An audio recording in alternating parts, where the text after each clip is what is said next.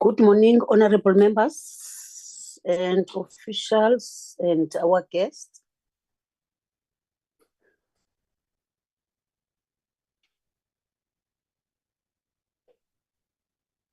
Morning, Chair. Morning. Morning, Good morning. Morning, Chair. Morning, Chair. Morning. The meeting is officially opened.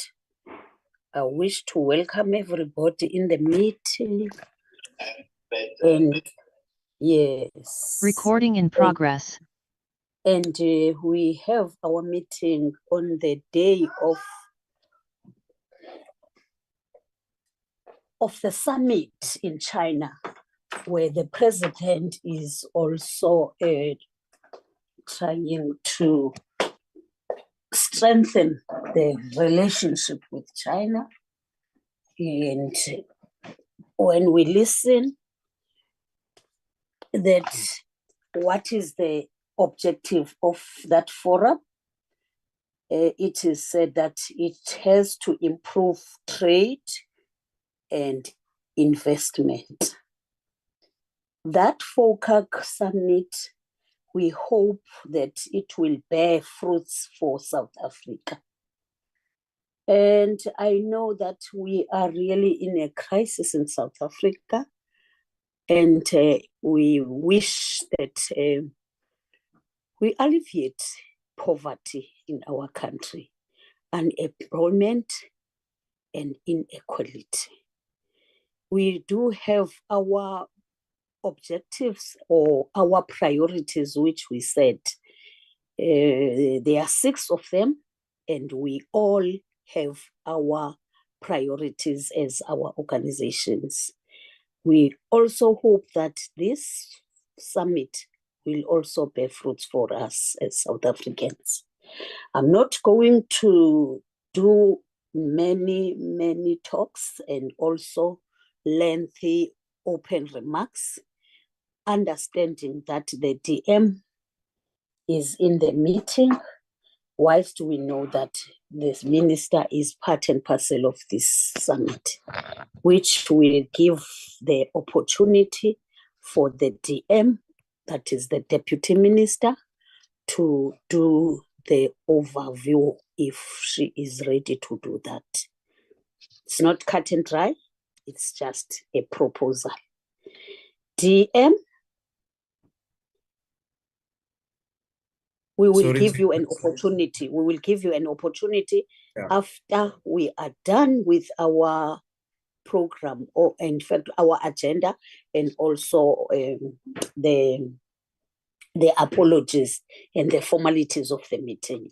Otherwise, I wish to also welcome the new members that have joined us, which will request before the DM's overview to introduce themselves in the meeting, and we request them to open their videos so as to be able to see their faces, and after that they can close the videos, understanding that when you open up your videos at times, it also impacts on your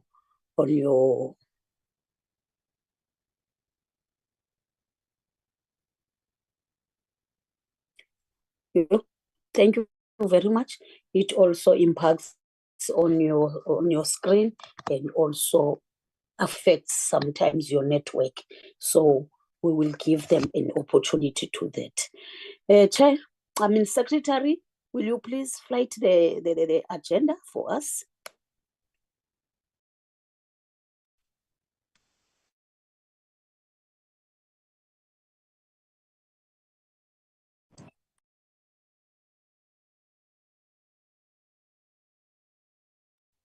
Here you go, Chair.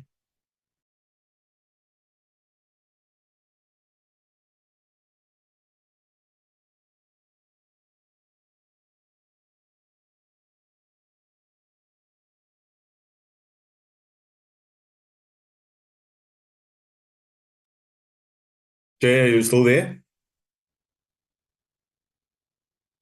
Yes, I am here. I can see the agenda, but there's an item that is not appearing, the one of adopting the agenda before we move. Can I see the hand of a person, of a human, of a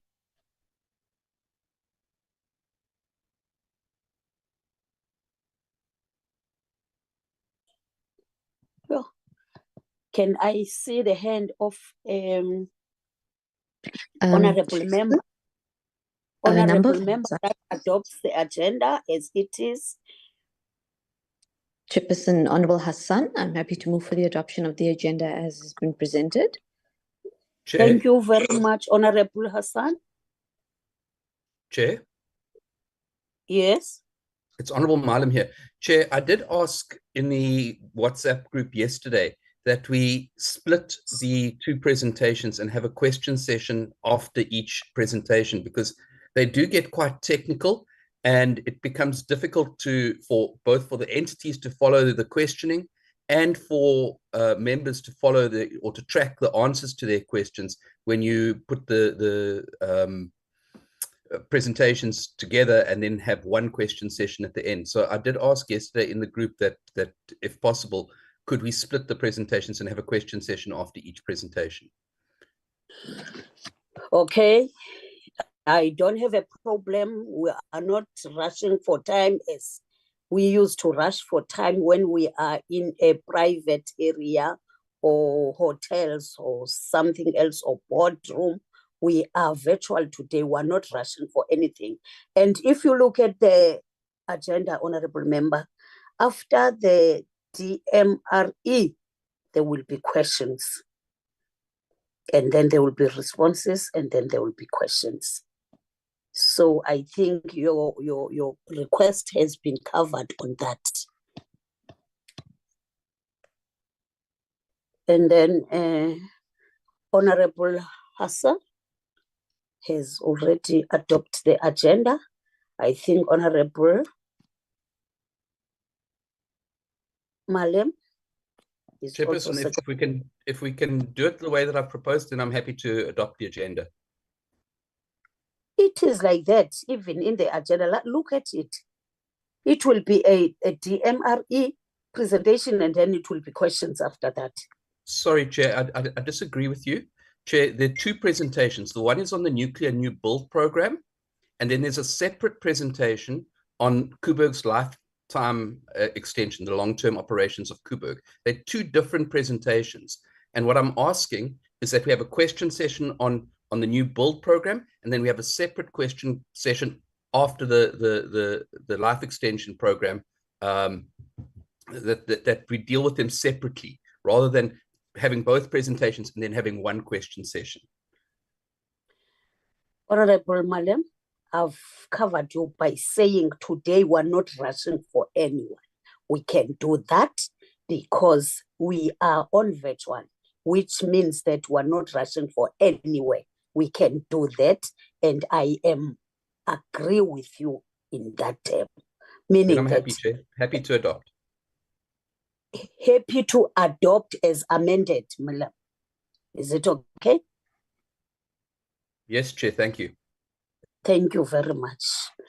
Let me first, Secretary, request you to explain what has happened on the 10th so that we don't get back and forth in terms of the 10th meeting or that is Tuesday meeting. Yes? Chairperson, it's Honorable Mbataye. I'm with Honorable Molefe. Okay. Can we just briefly do a roll call so that we can check who is here?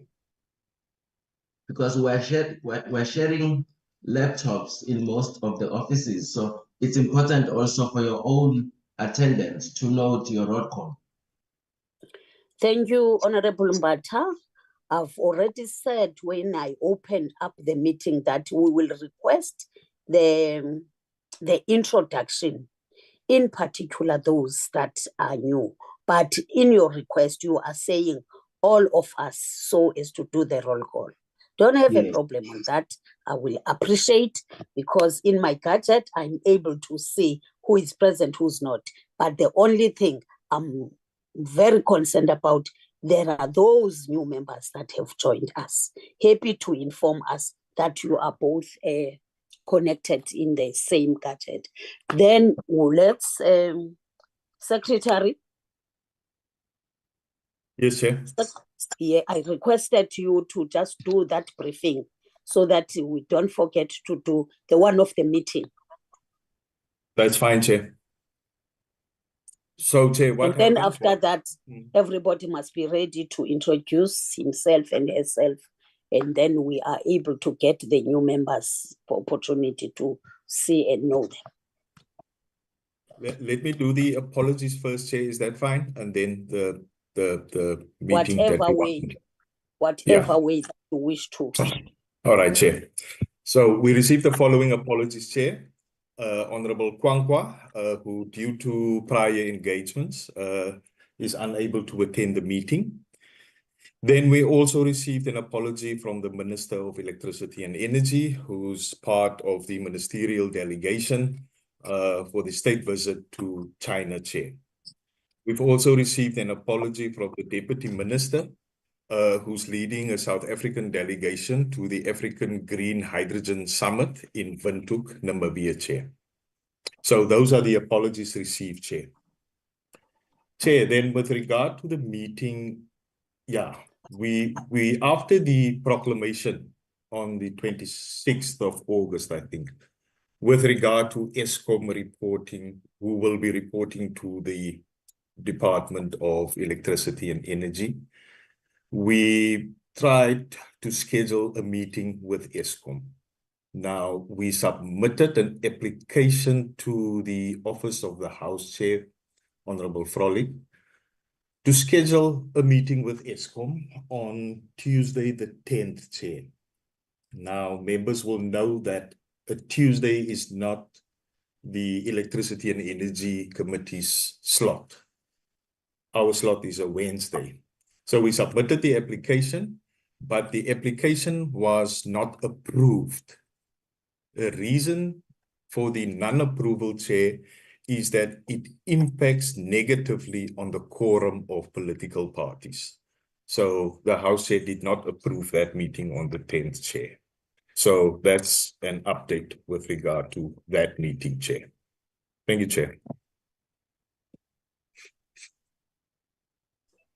Thank you, Secretary, for that information. Otherwise, it's just information and also try to inform the honorable members what has happened. And then out of that, Secretary, what we need to get now is the roll call. I'll start by myself.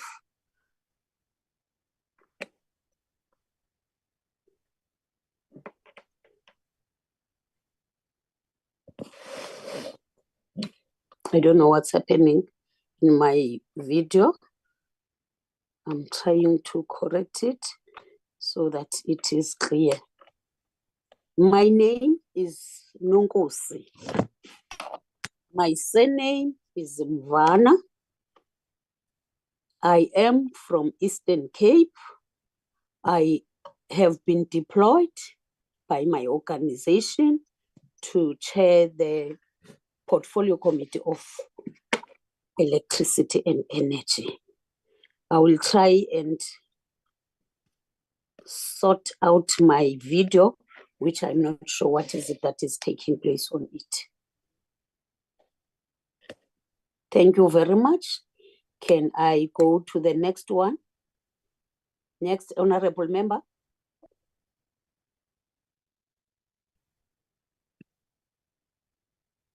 Chairperson, since they all shy, Chairperson, my name is Nazir Paulson. I've just been newly deployed to this committee. I was deployed by the Economic Freedom Fighters to represent the organization on this committee. I look forward to our engagement as Chairperson. Thank you very much, Honorable Paul. Welcome back. Who's that? Thank you, Honorable Mbata. Welcome back, Chairperson. That's my ex-colleague. All right, thank you. On those colors. You are Thank you, missing the Honorable Honorable Mbata. Good morning, Chair. It's Member Wayne Thring here. So if I can continue, it's Member Wayne Thring, and welcome back to Honorable Paulson, representing the ACDP. That's Wayne Thring, not Paulson, and a member of the Portfolio Committee. Thank you, Chair. Thank you, Honorable Thring. No, we understand. Thank you very much, Honorable Thring. The next Honorable Member. Okay, I will do it, Chair. It's Honorable Mbata, representing Umkhonto Wesizwe. I'm seated with Honorable Molefe. He can introduce himself. Good morning, Chair. My name is Brian Molefe from the MK Party. Welcome, Honorable Brian, and you are also welcome with Honorable Mbata. We are happy to be joined by you, knowing that you are an expert in this portfolio committee. The next Honorable. Chairperson, it's Kevin Milam here from the Democratic Alliance. Chairperson, just before we continue, I haven't seen any amendments to the composition of the committee. Is that something that we are awaiting, or has it been promulgated that we haven't seen it? Because there seems to be members present, and I'm not saying they're not entitled to be present, but certainly there are members saying that they are deployed to this committee who actually aren't members of the committee. Perhaps we could get some clarity on that?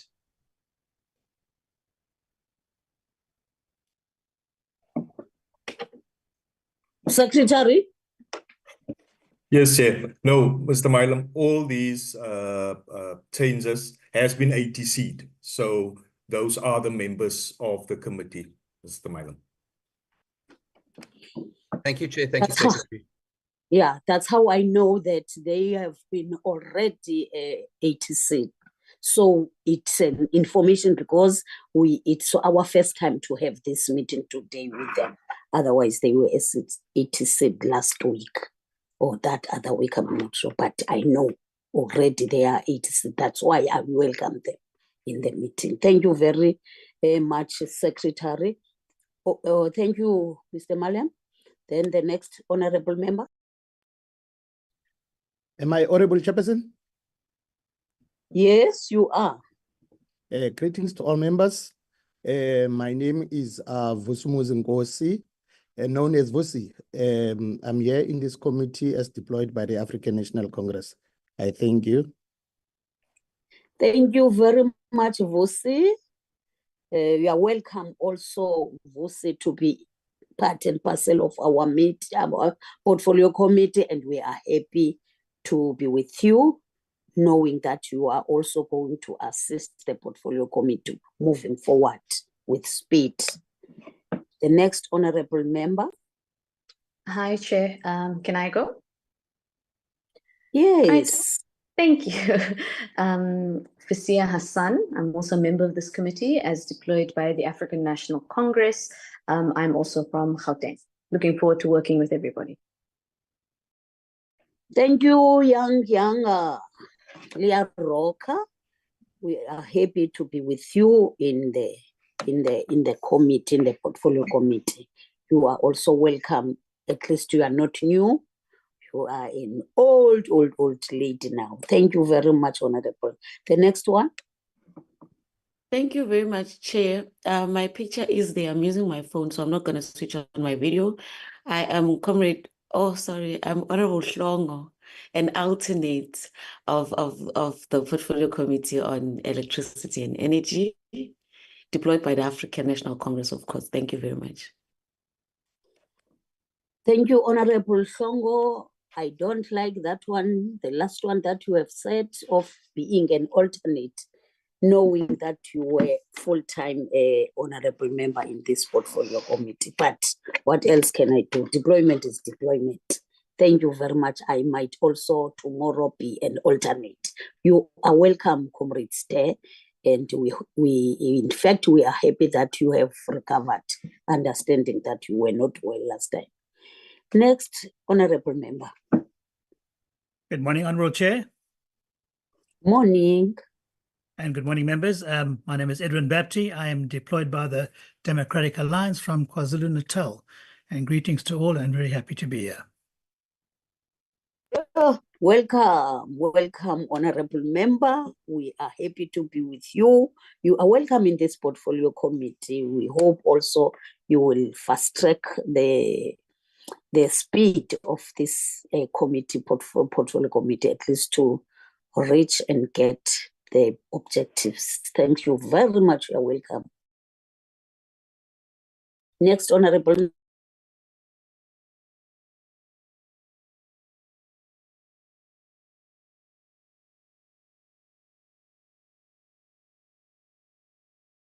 Next, Honorable Member.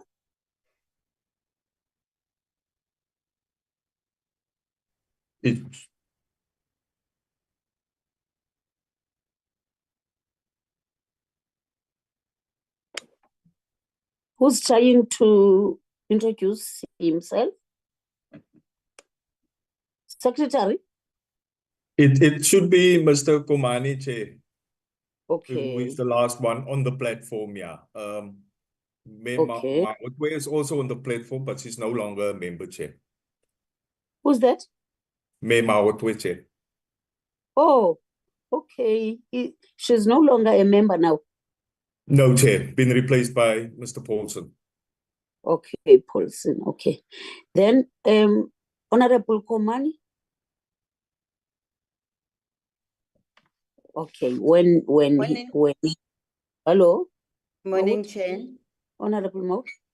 Yes. Yeah, Morning. Honourable Modi. I just confirm what the Secretary was saying. I'm just here to hand over to Commissar Paulson Nazir and just to protect him from Malem. Thank you, Chair. Thank you very much for the protection. But let's hope that you are not going to request for the protection fee for protecting Honorable Member. But at least it is good for you to just say a word with us before you leave us. We really appreciate that courtesy from you. Thank you very much, Honorable Mawuda. And where is Honorable Komati? Yes, Ake go dumedise modulasetulo wa nkwa. Ke a dumedisa. Danke ga ke le dumediseng ka moka ka fase ga boetapele jwa gago modulasetulo ke laetse gore leina la ka ga se la tšhentšha ke sa le Mashiadi ka Lensel Komane. Ke romilwe ke mokgatlo wa EFF go tla go tlo šomišana le lena ke le lebogeng ke a leboga. Ke a leboga ntate. And you are also welcome in the portfolio meeting, which you are not new to it. Thank you very much for introducing yourself for now. I think, is there any other honorable member that has introduced himself or herself? Secretary? It doesn't look like a chair. Chair, also just to indicate on a lighter note, it's also my birthday today, Chair. It also makes the day special. Happy birthday to you. We'll sing a Thank you, song Chair. after we Thank you, Chair. Rico should have told us. We could have organized a physical meeting with the cake. No, that's why next week is physical, Mayor San. So the presents, we still have a week, so it's fine. So you have time. And the cake is not at least late. It will be fresh even next week. Honorable Hassan should bring the cake, and also you should bring yours so as to share. Next week is a physical meeting. Thank you very much. We'll sing a song before you. A happy birthday. Thanks. Ukhulunga kukobi. Thank you, Let's Chair. proceed. Was it the last honorable member to introduce himself? That is correct, Chair. Thank you very much. Let's proceed with our business of the day. I've heard that the DM is not with us, so there are no political overview by anyone. But what we can do, if the DG is present with us, we are going to give him so that he delegates the official accordingly, as we can give him. We are not going to give him an overview, please, but we are saying if there is something or he wants to delegate the entities, he can do that. DG, are you present? Yes, good morning, Chairperson and the members. Yes, I'm in the meeting. Morning. Yes, over to you to delegate these entities.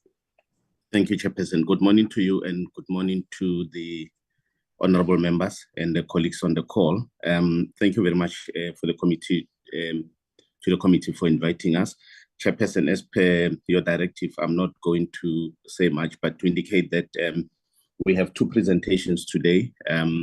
As we were asked by the committee, it's the presentation on ESCOM extension of the life of Koeberg nuclear power station, as well as the presentation from the department on the status of the nuclear new build program in line with the decision 8 of the integrated resource plan. Chairperson, with your permission, I will in the meeting, the ESCOM team is led by Mr. Bheki Nxumalo, who is the head of generation at ESCOM. I would, with your permission, like to start with the ESCOM presentation, which will provide the status of the work that ESCOM is doing at Koeberg in terms of extending the life of the Koeberg nuclear plant. I will hand over to Mr. Bheki Nxumalo, and then we will later on as the department do a presentation on the nuclear new build. Over to Babu Nxumalo. You'll introduce the team from ESCOM. Thank you. Yeah, thank you very much, DG. Good afternoon, good morning, Chair and committee and the colleagues. Chair, I'm joined by the ESCOM's CFO, Mr. Khalib Kasim, who is with me in the room here. Khalib, you can also just switch on your mic. And then also from Koeberg side, I'm joined by the CNO, Mr. Kit Featherstone, who will be taking the committee through this. Maybe Kit, if you can just also switch on your camera and then be ready for presentation. Chair, also just an apology from the Chief Executive, who's currently with the Minister away on business, Chair. But we will be taking the committee through this presentation. Yeah, let me hand over then to the CNO. Kit, if you can just switch on and then share the presentation and take the committee through. Thank you very much, Chair. Thank you very much, Mr. Nxumalo. The only thing that the one who's presenting might just switch on, and thank you for switching on the video, and then after that you can switch it off so that it needs to be visible to and not to be disturbed by network. So, Chair, it's Keith Featherstone here. I'm struggling to put my video on to show my camera and show my face, but if you'll bear with me, I'm going to go straight to sharing the screen, which is the presentation. And if you can tell me if you can see the presentation. Not yet.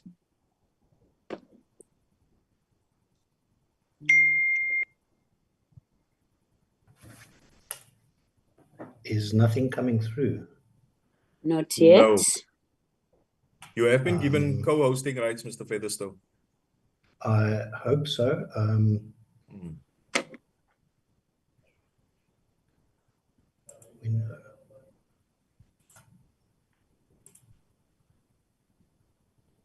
Sorry, I don't normally use Zoom. Is something coming through now? Yes.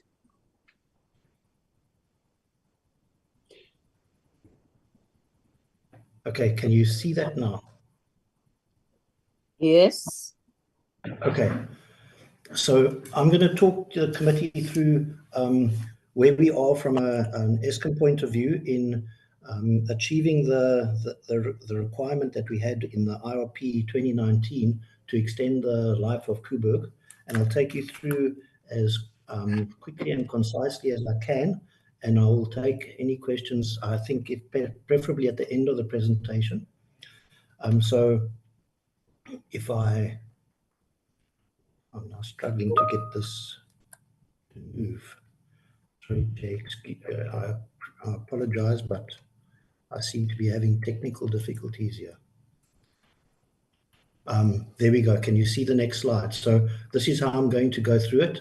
I'm going to talk an overview of long-term operation just to put it in perspective. I'm then going to talk about the major projects that we had to do as prerequisites for getting into long-term operation, and I'll talk about the current license status at Koeberg. So from an overview point of view of LTO, just a few points that I think are important to stress to the committee is that we're not doing anything new at Koeberg. This is international experience has demonstrated that many plants of the ilk similar to Koeberg have safely and economically extended the life of the power stations. Eskom started feasibility studies back in 2007 in terms of looking at Koeberg and determining whether we thought it was viable to extend the life of Koeberg. Chair. Hello? Chair. Sorry, Chair, to Hello. interrupt. Is it not possible for the secretary to at least flight it? Because I can see that That's fine, it's yeah. not on the screen. Oh. Yeah. Thank Yeah. you. Please, okay. There it is. There it is. Thank you Oh, very there much. it is, yeah. Yeah. When you are unable, you can be able to have a co-person to assist you in this. Thank you. You can proceed. Excuse me for interjecting. No whilst problem. you. So can I take it you can see this properly now? I didn't realize you weren't seeing it properly beforehand. Yes, we can see it on the screen. Thank you. Okay, so in 2010, Eskom board approved, based on the feasibility studies that were done, that we would go and we would take and drive long-term operation of Koeberg.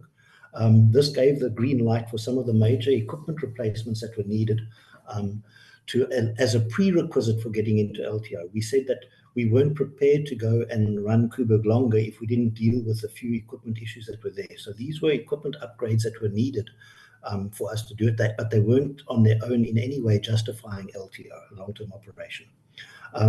We worked and proposed a regulatory framework to the regulator in 2015. We worked with the IAEA for a long period of time since 2015 in terms of the approach we were taking. And then in 2019, the national regulator, nuclear regulator, published some guidelines, which was RG27 and RG28, which gave the regulatory requirements in South Africa for extending the life of Koeberg. And then obviously the integrated resource plan of 2019 reflected the expectation of extending the life of Koeberg. So now for some reason I'm not moving slides again. Oh, there we go.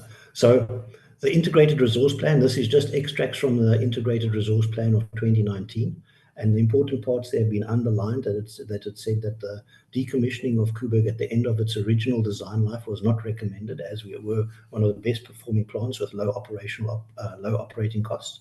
And it was very clear in the IRP that for this to happen, we had to follow all the necessary regulatory approvals to allow this to happen. So it wasn't a given that Koeberg was going to run for longer. We had to follow the regulatory process to get the approval.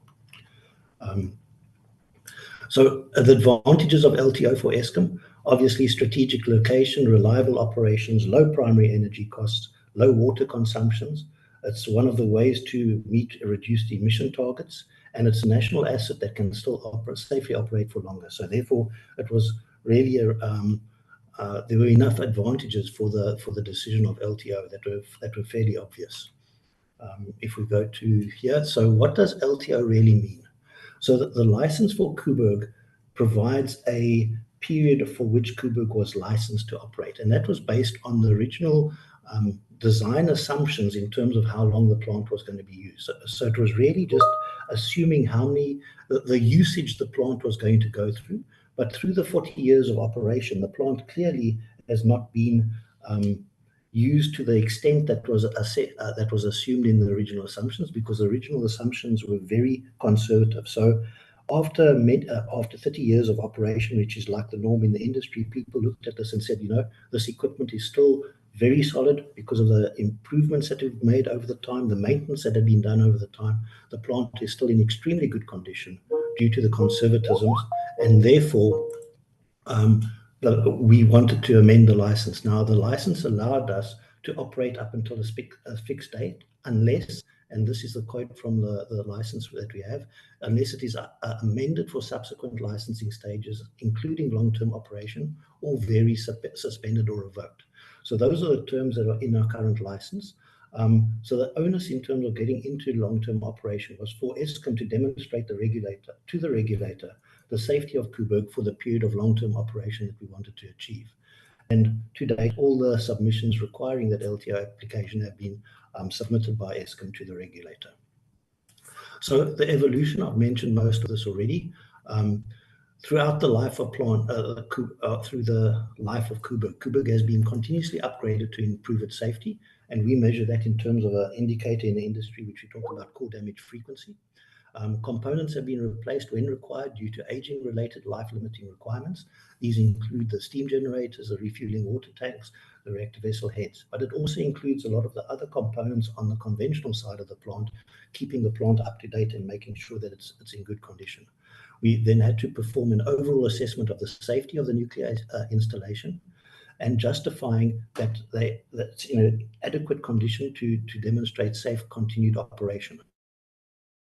We've then done comprehensive technical review of the applicability of all the aging programs. This is the maintenance basis and the testing bases that are being installed for the last 40 years to verify that they are still applicable for going on to 60 years, which means many of them had to be modified to take into consideration of potential new aging mechanisms that are only going to occur after 40 years, the original 40 years of life. So that we've had to do, and that's what we do through what we call time-limited aging analysis. And then over the last two outages at Koeberg, which is the refueling outages, where we shut the unit down to replace the fuel and to start it up again. During those outages, the last two of them on both units, we've dedicated them to performing plant inspections, maintenance activities, and refurbishments that have been identified as being required as part of the long-term safety assessments for long-term operation. So the criteria for the safety case is obviously to demonstrate compliance with regulatory requirements. And we also have to base the application on results of safety analysis with consideration for aging of the systems, the structures, and the components, provide an overall assessment of the safety of the nuclear installation and justification for continued operation, and include the necessary improvements that are going to have to be applied during the extended period of operation to demonstrate the safety. And all of this had to be included in our submission to the nuclear regulator. So in summary, this picture, just to try explain what I've said in one graphical view. So for the original period of time, you can see for the first 40 years of operation, we were running under a license, doing business as usual, refueling the plant, shutting down the plant whenever necessary, refueling the plant, doing the maintenance that was required from regulatory perspective, doing all the inspections that were needed. If we needed to replace equipment, we replaced equipment, but that's normal plant management. So that happened over the first 40 years. So what the LTO program was, so the line that I draw in there, you can see that at 2024, that's when our license from the original operating of the plant ended from an assumption point of view. So the LTO program that we had to do then was to look at the plant and determine what we needed to do to allow us to operate for the extra 20 years. And that meant that to go past 2024, when I'm talking this date of 2024 is for Unit 1, we had to get regulatory approval.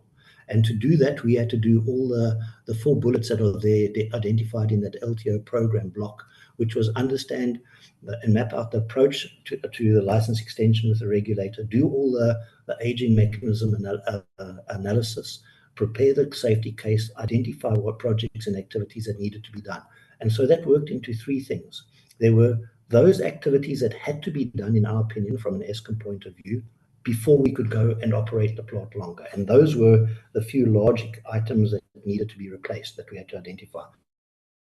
We also had to do some inspections to verify some of the assumptions we had made.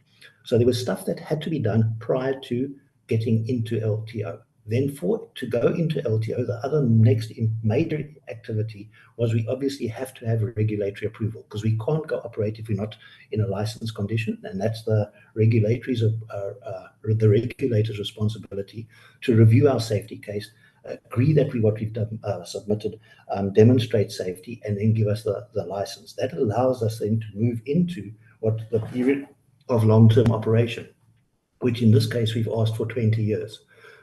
Once we're in that period, it really goes back to business as usual as what we did in the first 40 years, because we've got a license to operate for the longer period of time.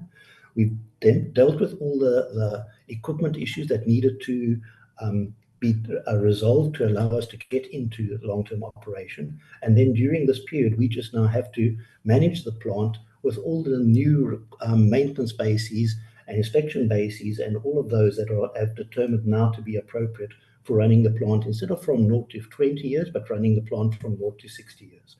And that in a nutshell is where we are. So it's that very rigorous regulatory process that we can't just run a nuclear facility on our own. We've got to get approval from a regulatory point of view to demonstrate and be able to demonstrate to them that we've done due diligence in maintaining the safety of the plant. So if I look at the major projects, there were 3 major projects, and these are, because of their size and their volume, we've talked about them as the major projects. Is one, we had to replace a refueling water storage tank. So those were done quite a few years ago. We also had to replace the reactor vessel head on Unit 2, and that was because of a corrosion mechanism that the heads were susceptible to. This only impacted Unit 2 because the Unit 1's head was replaced a long time ago for the very same reason, because it already had indicated some indications of being susceptible to the mechanism. Unit 2 had never shown any mechanism, but we weren't prepared to run for the next 20 years, having to inspect it every outage. So we've replaced it like we did on Unit 1's head a long time ago. So that has already been done. Then we talk about the steam generator replacements. On Unit 1, those steam generators were replaced successfully last year, and the unit has been operating continuously since it returned to service in December of last year. On Unit 2, the steam generator replacement is currently in progress. It is almost complete.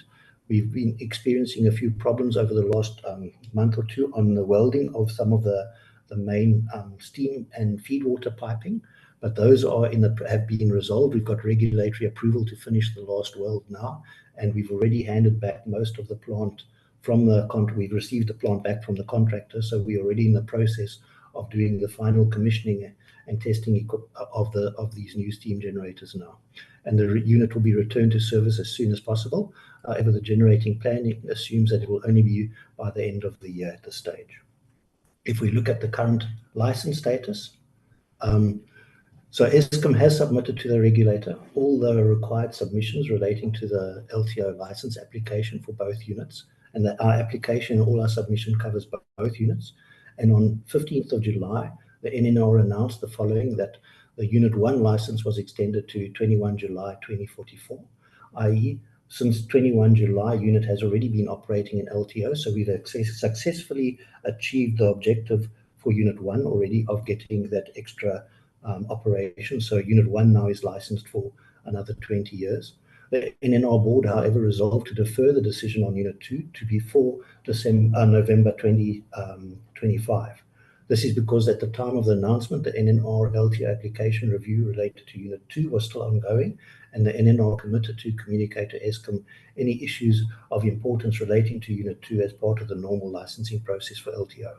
So the current license authorizes the operation of Unit 2 until 9 November 2025, by which time the NNR have resolved to finalize their decision, and the prerequisite on work, including the steam generator replacement, will already then be complete, because at the time of when they made the announcement of 15 July 2024, Unit 2, the prerequisite work on Unit 2 was not yet complete, as we were still in the process of replacing the steam generators.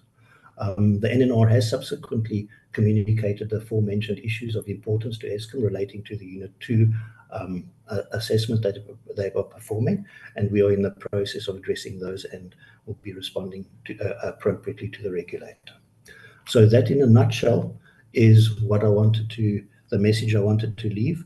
We've been through a long process with the regulator in getting to where we are now, but we've successfully achieved the license extension for Unit 1. The submissions encompass Unit 2, and we are working with the regulator to finalize that last part of getting Unit 2 licensed as well. Thank you. Thank you very much, Mr. Malo. Excuse me. Did you? Anything? Because I'm going to give over to the honorable members to discuss, comment for the presentation. Oh, thank you, Chairperson. That's the presentation from our side with Eskom. There's nothing further to add, Chairperson. Back to you. Thank you. Thank you very much, DG. Then over to the honorable members. Let me check hands.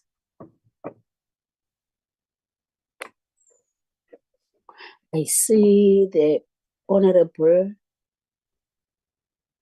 Male, followed by Honorable Paulson, and then Honorable Fasia, and Honorable Singh for now, but others, if there are any hands, will try and give them. Oh, there's also Honorable Mhlongo. Can we follow that sequence? Honorable Male? Thank you, Chairperson. Chairperson, and thank you, Mr. Featherstone, for the presentation. Mr. Featherstone, perhaps you could answer. I've got 10 questions. The first is, what socio-economic impact studies have been done with regard to the LTO project? Then, as a follow-on to that, how often are your cost estimates for the full cost of the LTO project updated, and when last were they done? And what are the actual costs to date of the LTO project? What is the forecast total, including any overruns on the project? On slide 5 of your presentation, you note that Koeberg is, and I quote, fully depreciated. But that won't be true after the LTO project, will it? So what will be the cost of generation after the LTO project, including depreciation and upgrade costs? Then continuing on the cost line, do the LTO project costs include the dedicated Koeberg transmission line? And if not, why not? Can you give us an indication of when the full LTO project will be considered complete? In other words, at what point will you sign off and say, right, LTO done, we now move to routine maintenance again? In its LTO safety report, the National Nuclear Regulator noted that there was, and I quote, a complete absence of containment dome data for Unit 2, and that they were therefore relying on data from Unit 1, which they were, what's the correct word? Implying or I'm losing my words here, but using the data from Unit 1 to make assumptions about Unit 2. And accordingly, they indicated that this would impact on their ability to license Unit 2 for a further 20 years. What has been done to provide the NNR with the containment dome data for Unit 2? What is the current status of those containment domes, noting that there had been concerns about concrete failures on those structures? Then, noting that the French nuclear regulator, ASN, requires that core catchers be installed on all Generation 2 reactors, similar to those at Koeberg, and that France is running multiple reactors. I think there's in excess of 40 reactors in France. Why does Eskom believe that a core catcher is not required at Koeberg? There is a statement in the document we received from the research department that says the original material used to manufacture the tubes between the reactor and the steam circuit was found to be susceptible to cracking, and that this issue allegedly impacted on the entire nuclear industry globally. It goes on to say that Eskom managed this by lowering the primary temperature and implementing regular, rigorous inspections. Can you tell us when the lowering of that temperature took place? And is the problem being resolved as part of the LTO project? What you are actually doing to resolve that project? Then my last two questions relate to community safety. The first is, what is the impact of the shrinking exclusion zone around Koeberg? We're seeing an increase in property development in the area. How is this impacting on Koeberg's ability to manage public safety in the event of a nuclear disaster? And then lastly, the past several evacuation drills have been problematic. In some cases, Koeberg has not passed those evacuation drills. In light thereof, does Koeberg meet international standards for the safety of surrounding communities? And if not, what is being done to address this problem? Thank you very much. Thank you very much, Honorable Malem. Honorable Paulson. Thank you very much, Chairperson. If it's okay, I'd like to leave my camera off. Thank you very much, Mr. Featherstone, for the presentation. Mr. Featherstone, so the repairs were approved in 2010, and according to the initial project plan, the reactor unit 2 was supposed to, repairs to it was supposed to start in January 2022, and unit 1 repairs were supposed to, or the replacement of the nuclear reactor unit was supposed to start in October 22, but you are saying that only now we've started on unit 1. What are the cause for the delays? And of the components that were replaced, steam generators, switch gears, circuit breakers, transformers that were supplied and replaced by Framatome, that is now Areva, the French company that was initially involved with the construction of the power plant. How many of those components are available locally or manufactured locally, or are they all imported, and will we always be dependent on them for supplying us with those components? And also, the former COO of Eskom, Jan Oberholz, stated that there has been a loss of key personnel. How has Eskom addressed this loss of personnel? Thank you very much, Chairperson. Thank you, Honorable Paulson and Honorable Tree.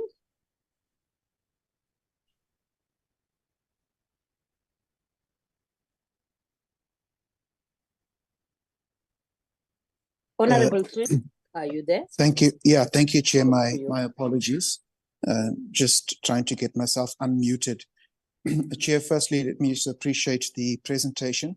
My first question is, I just have 3 or 4 questions. The first is, what is the long-term plan with regards to both the reactors, understanding that we have a 20-year license for Unit 1, Unit 2 license is still in the making, but after the 20-year license expires, what is the long-term plan for Koeberg? I noticed on slide 13 that there were some delays at Unit 2 because of some welding rework that needed to be done. One would think that you'd have a proper vetting process when dealing with particularly the welding, and that speaks to possibly some shortcomings with regards to the artisans that are there, the welders that are there. So what is the vetting process to ensure that you don't have those particular challenges? Recalling that at problems that developed at those power plants also had to do with poor workmanship and in particular welding. And then thirdly, I believe that most of the plants, the parts, your refueling, water storage tanks, the steam generators, the reactor pressure vessel heads, are possibly procured from France. But I stand to be corrected. But is there a possibility to obtain parts from other countries, and how possible is that? And then lastly, just in terms of a possible malfunction or disaster at Koeberg, what public education is conducted within the communities, in particular close to Koeberg, and how often are these public education exercises conducted, if at all? Thank you, Chair.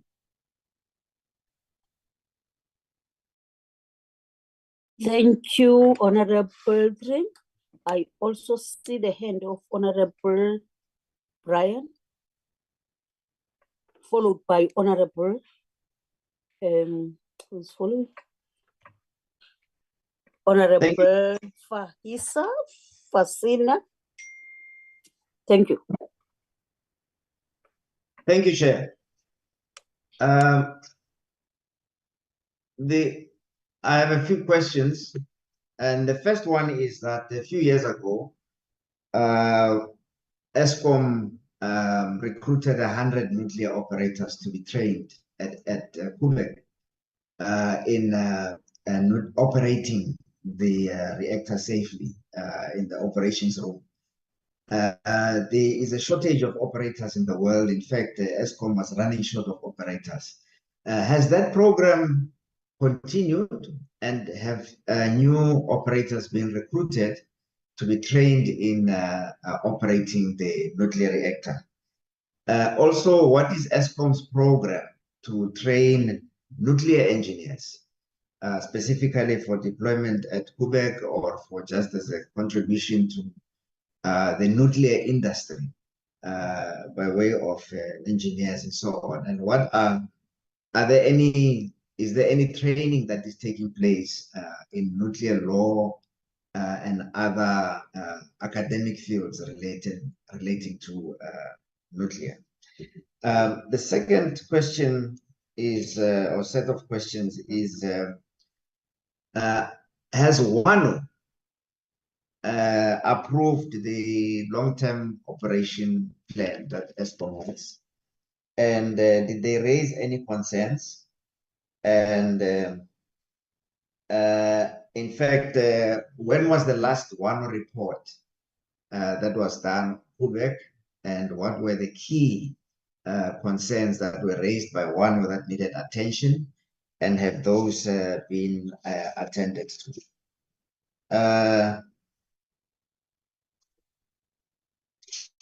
And then, Chairperson, I just want to ask about the welding. During the replacement of the steam generator, were there any artisans that were trained during the process of the steam generator replacement? For example, welders. With the welding programs, I mean, are there any new artisans that have been produced out of Koeberg as a result of the major capital expenditure in the replacement of the steam generators?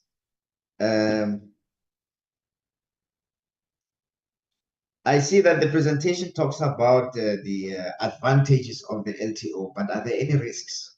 What are the possible disadvantages? Because one cannot believe that, one does not believe that everything is just hunky-dory, that there are no disadvantages. And finally, my question on education is slightly different from the previous one. The education that is required in South Africa is to educate people about nuclear and how safe nuclear is. So the question is, this nuclear fear, especially in Africa, that we are being made to be afraid of nuclear. When France has 40 nuclear reactors, we are being told that nuclear is dangerous. But what is ESCOM doing to educate the public here in South Africa and on the African continent about how safe nuclear is? And the fact that the last two accidents, 3 Mile and Fukushima, there were no deaths relating to the actual nuclear operations, but that the deaths were as a result of other things.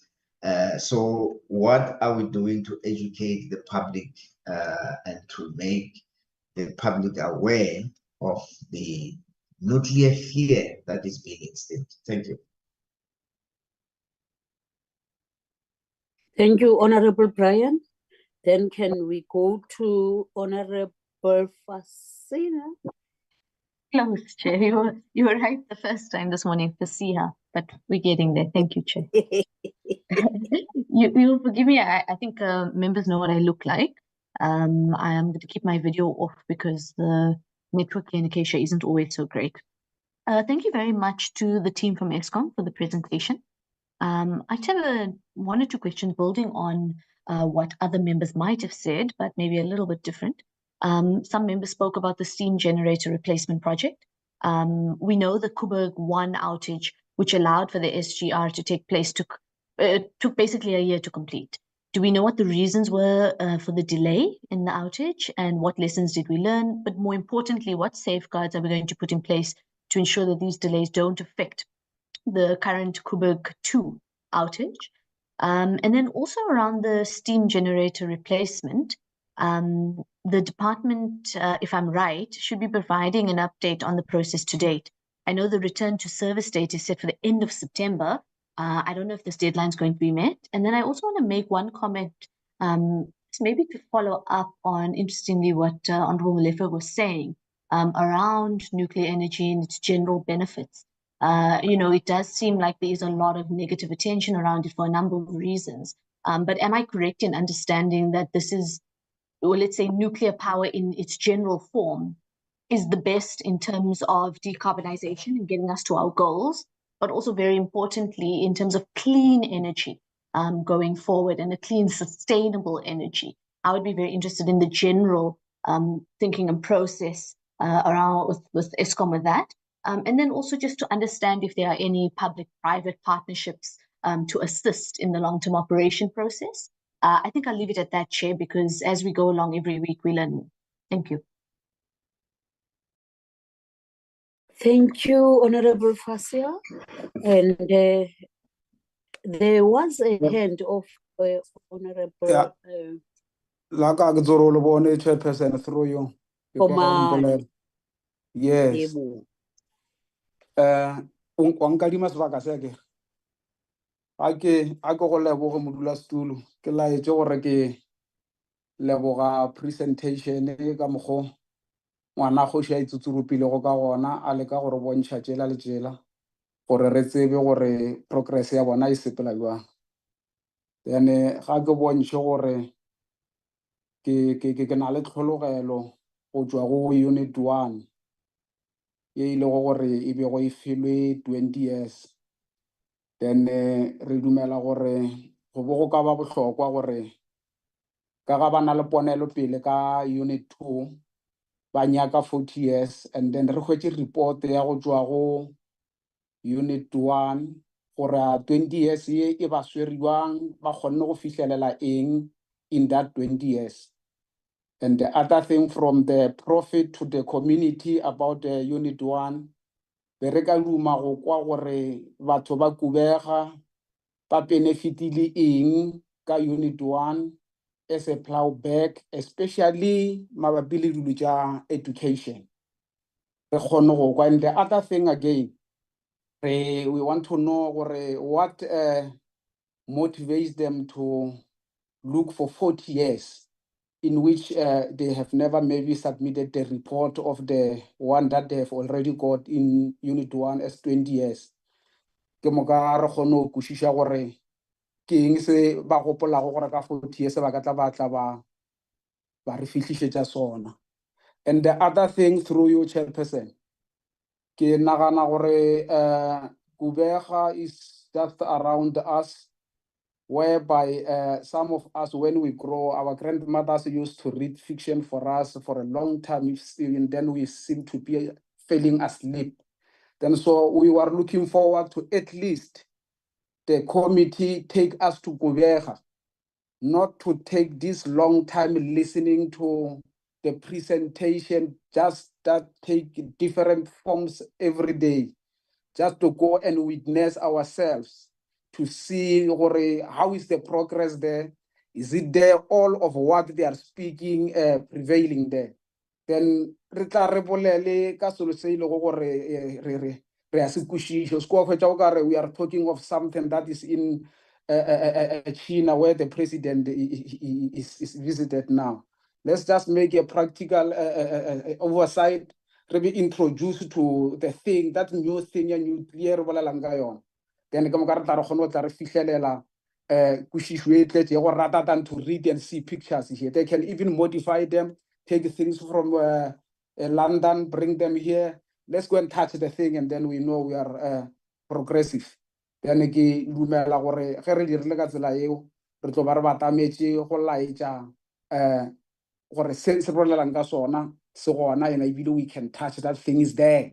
The fictions are many, and people can modify and make advanced presentation that can maybe make you to give them 100 years as a long term. Then so we don't just want to get ourselves in things that we don't have to experience them.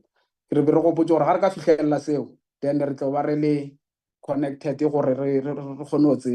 And then my other view is about safety. When we talk about nuclear, it has been introduced to Africa as a very dangerous thing, as people have already said. And then we have had the ESCOM with electricity that took a long time in Africa or in South Africa, that it ends up making them to be too negligent about it. As far as you see them very negligent about electricity. And then what can they tell us about that dangerous sad thing in the name of nuclear? How are they going to handle it? Or how can they bring us down to the best understanding about their safety measures about it? Because it's clear and naked to each and everybody that the ESCOM is negligent. We don't want to state they know about the electricity. If we want us to state, we can state at the appropriate time. We were very negligent, and then now we are bringing another dangerous thing. We don't know. We want to brief us, and it will be clear that questions, what you are going to tell us as we ask questions, we must also make them in writing, so that in the future we will hold you accountable, rather than just to modify your tongo when you answering us. At the end of the day, when don't happen, and then so maybe we may differ with the secretary's minutes. We want the answers in writing on the next meeting or in future, so that we can see the agreements or the future stands. Then so I give you more mbogoto go go leboga modulasetulo. Ke bušetše nako ya gago morago, ke a leboga. Thank you, Honorable Komane. Then there was a hand of Honorable Mhlongo, but now I don't see her hand. I don't know whether it's still up or not.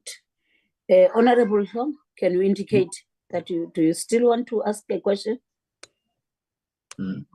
Chair, don't forget about Mbata also. I beg yours, Mbata? Honorable Yeah, Mbata? I was after Honorable Mhlongo. Okay, proceed. Yeah. Then Honorable Mhlongo, when he is We cannot expect them. back. when she's back, we'll She's back, give yeah. Over to you, Honorable Mbata. Oh, okay.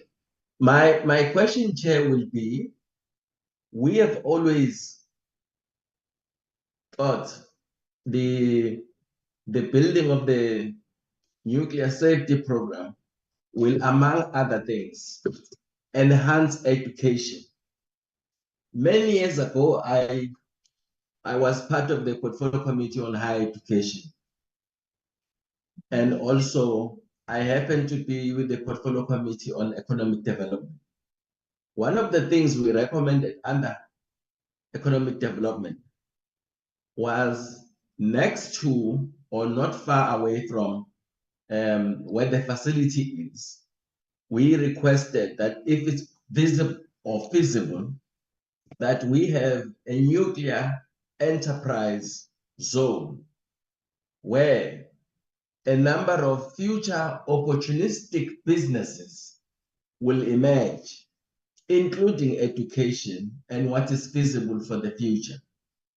Another that we also suggested was the conversion of one of the TVET colleges currently in the Western Cape to be one of those targeted to specifically deal with the training of nuclear artisans.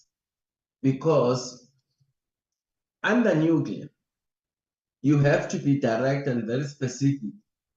You cannot always rely on nuclear artisans trained elsewhere.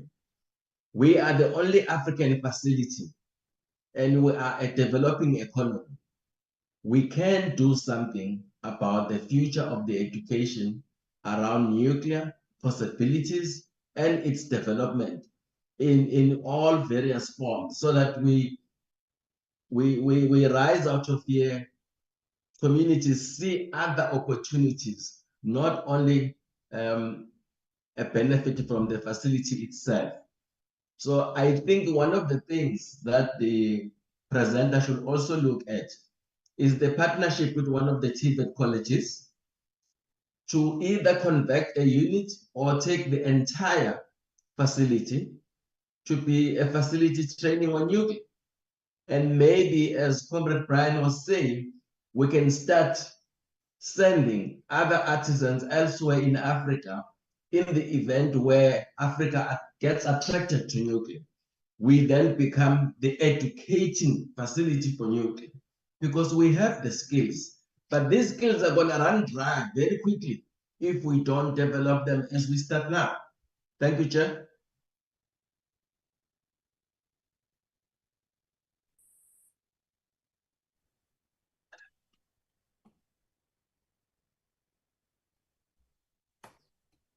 Honorable Mbata, I've lost you.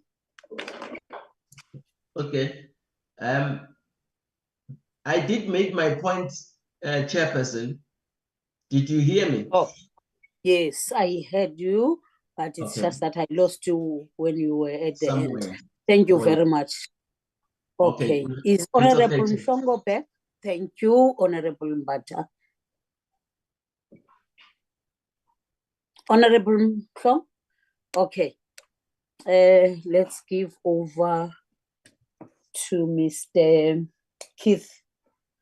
Sorry, Chair. Hello? Chair, it's Honorable Madam. I forgot to ask one question. May I just add it in at the end quickly? It's one very brief question. May I go ahead? All right.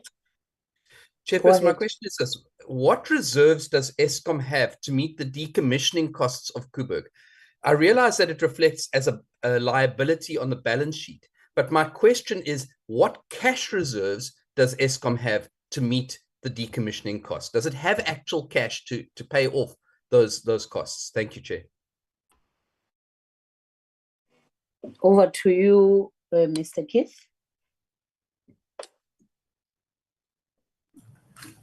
Okay, Chair, so I've tried to keep up with questions from all the honourable members. I hope I've captured everything, and I'll do my best to answer the questions in the order they were asked. So there were a few questions right in the beginning around what socio-economic studies were performed.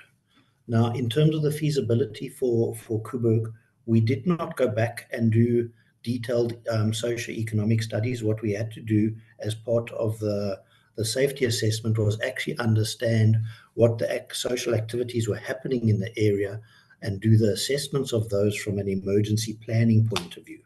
But based on the business case that demonstrated the advantages of extending the life of Koeberg and the fact that Koeberg was an established facility, we didn't go into detailed assessments of the economic impact. We have in the past, Eskom has done studies in terms of the economic impact on the local the local and the provincial and the South African economies, and it was demonstrated through those studies that were done by independent assessments. I think it was McKinsey's at that time, which demonstrated that there was a significant benefit as a result of the impact of Koeberg on the local communities and the national economy. So with that as the background, the studies, as per the regulations and the process that we had to do, focused on the technical aspects of Koeberg. Then there was a question around what the actual cost of Koeberg was and the cost estimates.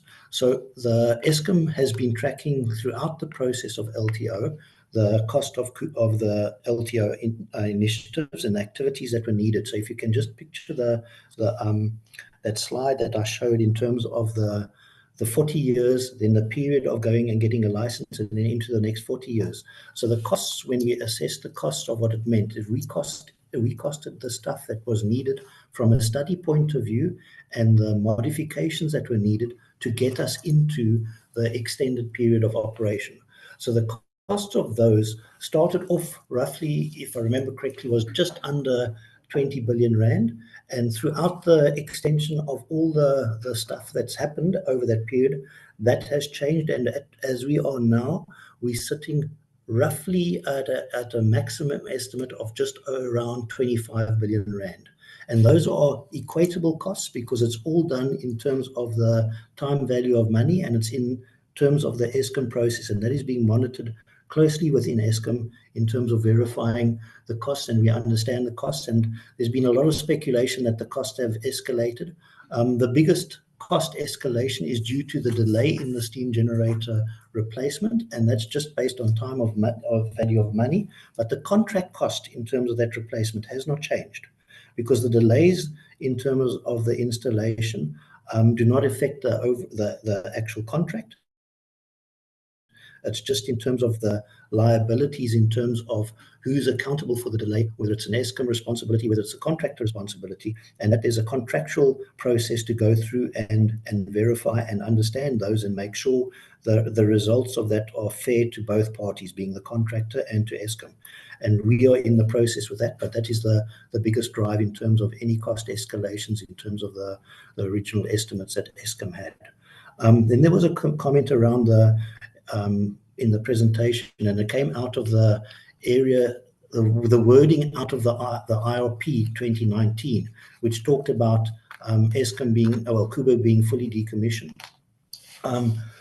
That is true, and as the honourable member mentioned, obviously now that we've got the extra costs that have been expended in terms of this, that means from a financial point of view, we will be depreciating over the remainder life of the station these extra costs that have been incurred.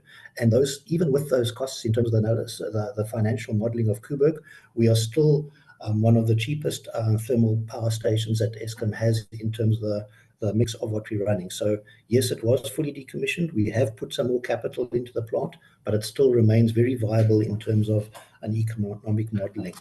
There was a question around whether the financing and the costing of LTO included I think the member mentioned what he talked about, the 80 KSS move of Acacia, gas turbines Acacia to Ankerlig. No, the costs of LTO did not consider those.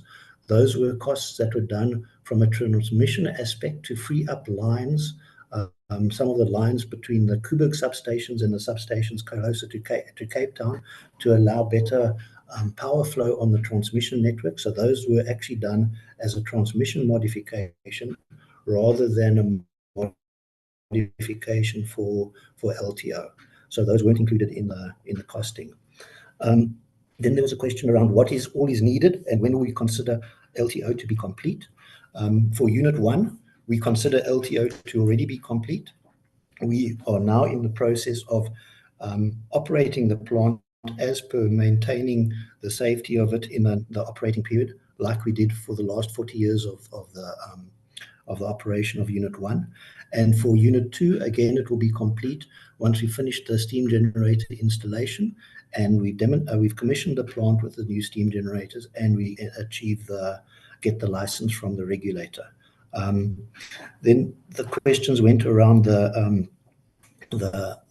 issue that the regulator is asking us questions on in terms of the Unit 2 assessment the justification we given to the regulator, and that revolves around the containment structures. And there's a question mark around the data, as the honourable member mentioned, for the Unit 2.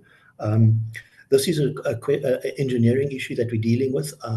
We get data from very numerous sources, and we just having to make sure that we can explain to the regulator the sources of the data that we've got, what we are using to interpret the data for Unit 2, and to demonstrate that we've got enough data to continue demonstrating safety of the unit.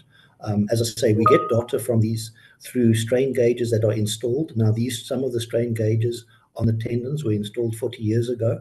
These don't last forever, so one has to move with the evolution of the containment buildings themselves and determine the different ways as the plant ages to get the information that is needed to give ourselves the continued confidence that the containment is in good condition. What we do as a regulatory requirement on a periodic frequency is we do a very excessive test on the containment buildings where we pressurize them to the maximum pressure that the containment buildings will ever see during their design life, during the worst case potential accident that we postulate could happen. So we pressurize those buildings, and during those tests, the building actually does stretch slightly, and we take measurements during that, and that gives us extra data which allows us to confirm that the containment structures are in good condition. So we are packaging all of that together now in a little bit more detail for the regulator to allow them to be comfortable with our assessments of the containment building. There was a question mark around we licensed for 20 years, and if my notes are a bit cryptic here, I think it was asking how can we do that when the containment domes we know that there's a crack in one of the containment domes. Like I say, when we do the containment pressurization test, we actually monitor the crack that's in the containment. We have that crack. The crack appears in many of the other containment buildings of similar ilk in terms of France as well. That's what they call a concrete settling crack. It's in an area that's not a stress, that doesn't take any stress of a containment building. And during those pressurization tests that we do, we monitor the crack, and we've always been able to verify that there's no growth in the crack, which demonstrates that the crack is in a non-stressed maintaining part of the containment building. And we've had many experts in terms of that, like the others that have got the same issues around the world, demonstrating that that is not a structural crack of any nature, and that has been this position. But it's been made into a very big emotional thing, because people talk and think about a crack in a containment building and therefore think of a leak. What people fail to say when they're giving those emotive talks around is that the containment building itself, the concrete, is only there for strength. The leak tightness of the containment building is given by a 5mm liner that's on the inside of the building. So the actual containment is a metal vessel that has got a whole lot of concrete on the outside of it for the strength. But the integrity from a leak tightness point of view is given by the liner itself. Then there was a question around why Eskom is not considering putting in a core catcher. And the statements were made that that in France it's a regulatory requirement, and why is it not required in South Africa? It depends on the approach that's taken from a safety point of view in terms of the regulatory environment. where we are. So the core catcher is not a standard design requirement from a plant. It's one of those mechanisms that one assesses to see whether there's a benefit in terms of managing the plant should you be in a severe accident scenario where you've actually lost control of the plant. Now, that on its own is an incredible scenario, but one can argue, yes, it's happened in some other places. The approach from that Eskom has taken is actually to make sure we can manage the core and keep it inside the vessel, whereas a core catcher says, okay, we're going to let the vessel fail and let the core be dispersed through a core catcher. So it's a different approach to managing severe accidents. Although people quote, and it's always quoted, that France is requiring this, the rest of the world, other than France, is not requiring it. And they have got reactors of exactly the same case. So therefore, one would argue it's not just Koeberg that's affected, it's that the rest of the world is not safe because they're not following the French practice. That's not true, because there are things that are required in our regulatory requirement that aren't required from a French point of view. We work very closely with the French. Our regulator works very closely with the French regulator. We understand what France is doing. To say that it's mandatory and it's installed, they are still having some problems and issues in terms of installing them and backfitting them on some of the plants. But ultimately, we've assessed it, and at this stage, we are waiting and watching, but we do not believe that there's any real benefit from a safety point of view in terms of how we would manage a severe accident that we'd gain from installing a core catcher. Then the next thing was in terms of the susceptibility of cracking and the problem of what the honourable member was referring to, which is called primary water-induced stress corrosion cracking. Now, that is a cracking mechanism that was primarily impacting the reactor vessel head, where we had penetrations, and it was the material that the penetrations were made from, which is why we replaced Unit 1's head way back in the beginning on Unit 1. And we, as the member correctly said, we dropped primary temperature by a few degrees to take us out of the area, the temperature where the material was susceptible to this cracking. So that saved Unit 2's head because we did it early enough. But in dropping the temperature, what that means is we threw away a few megawatts. Okay, so what although I've talked about the reactor vessel head, the biggest concern was on the steam generator tubes. Now, the steam generator tubes themselves were made of a material that was susceptible to this cracking phenomena. So because we needed to replace the steam generators, and the steam generator tubes were quite had a lot of cracks, but they were like the French, were being operated with a very strict monitoring regime in terms of the crack growth. We knew when a crack was stable or when it might become a problem, and there was very strict plugging limits and inspection regimes around the steam generators. And by dropping the temperature, it allowed us to essentially operate Koeberg safely for 40 years with steam generators that everybody else replaced a long time ago.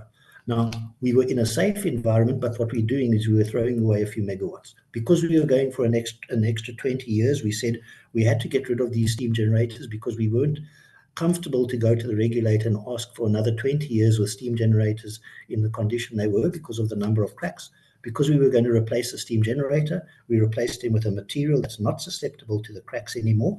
And therefore, we've gone back and we have reversed the drop in temperature. And so through the steam generator replacement, we already have also increased the output from Koeberg slightly. But that was a long way of saying is that the material that was susceptible to the cracking was the reactor vessel heads, both of which have been replaced, and the steam generator tubes, all of which have been replaced now in terms of the unit. So that concern in terms of the stress corrosion cracking has been removed completely from the plant.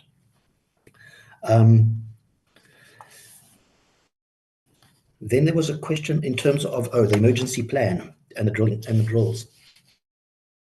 So the emergency plan, when you talk about the shrinking emergency plan, we've got agreement with the City of the Cape Town in terms of their spatial development plan to look at the requirements under which they will consider rezoning and giving people ability to do to change the usage of their land, and that is the way to actually control the population in the emergency plan zone. There is a very strict requirement in the very immediate area around Koeberg, where the city's requirements are that they won't change a zoning requirement that allows an increase in the population. So all existing rights on properties are respected throughout. In the area immediately, they will not change the zoning to allow extra population. And for the areas greater than, well, outside that immediate area, the requirements on the city is to verify that the evacuation and emergency planning requirements can be fulfilled if they allow the rezoning and the development to happen. So the City of Cape Town, through their spatial planning, actually ensures that the emergency plan activities that they are, through the MOU, responsible for implementing can be implemented. Then there was a question around the emergency drills and the fact that from the regulatory reports on those drills, there were issues identified in the last, in fact, I think in every single test that we've had, emergency exercise test that we've done with the regulator, they have always identified areas that can be improved. And I think that's the important part that one needs to remember. That although the report from the regulator highlights very clearly the areas where they were not happy and they said we could improve, overall, every single exercise from the regulator has been concluded that the objectives of the exercise were fully met. So although it was fully met, they still, and that's what the objectives of the training exercises are, is to actually demonstrate where we've not done what we thought we were going to do and where we can find areas to improve so that we're continuously learning in terms of the emergency drills to actually ensure that they can be implemented as smoothly and effectively as possible. Then I'll go over, and there was a question around the repairs to the steam generators, the replacement project, whether there can be, whether things could be manufactured locally. So the reactor pressure vessel head, that when we replace the head, that we don't have any foundries inside South Africa big enough to do it, as well as the steam generators. So both the head and the steam generators were manufactured externally.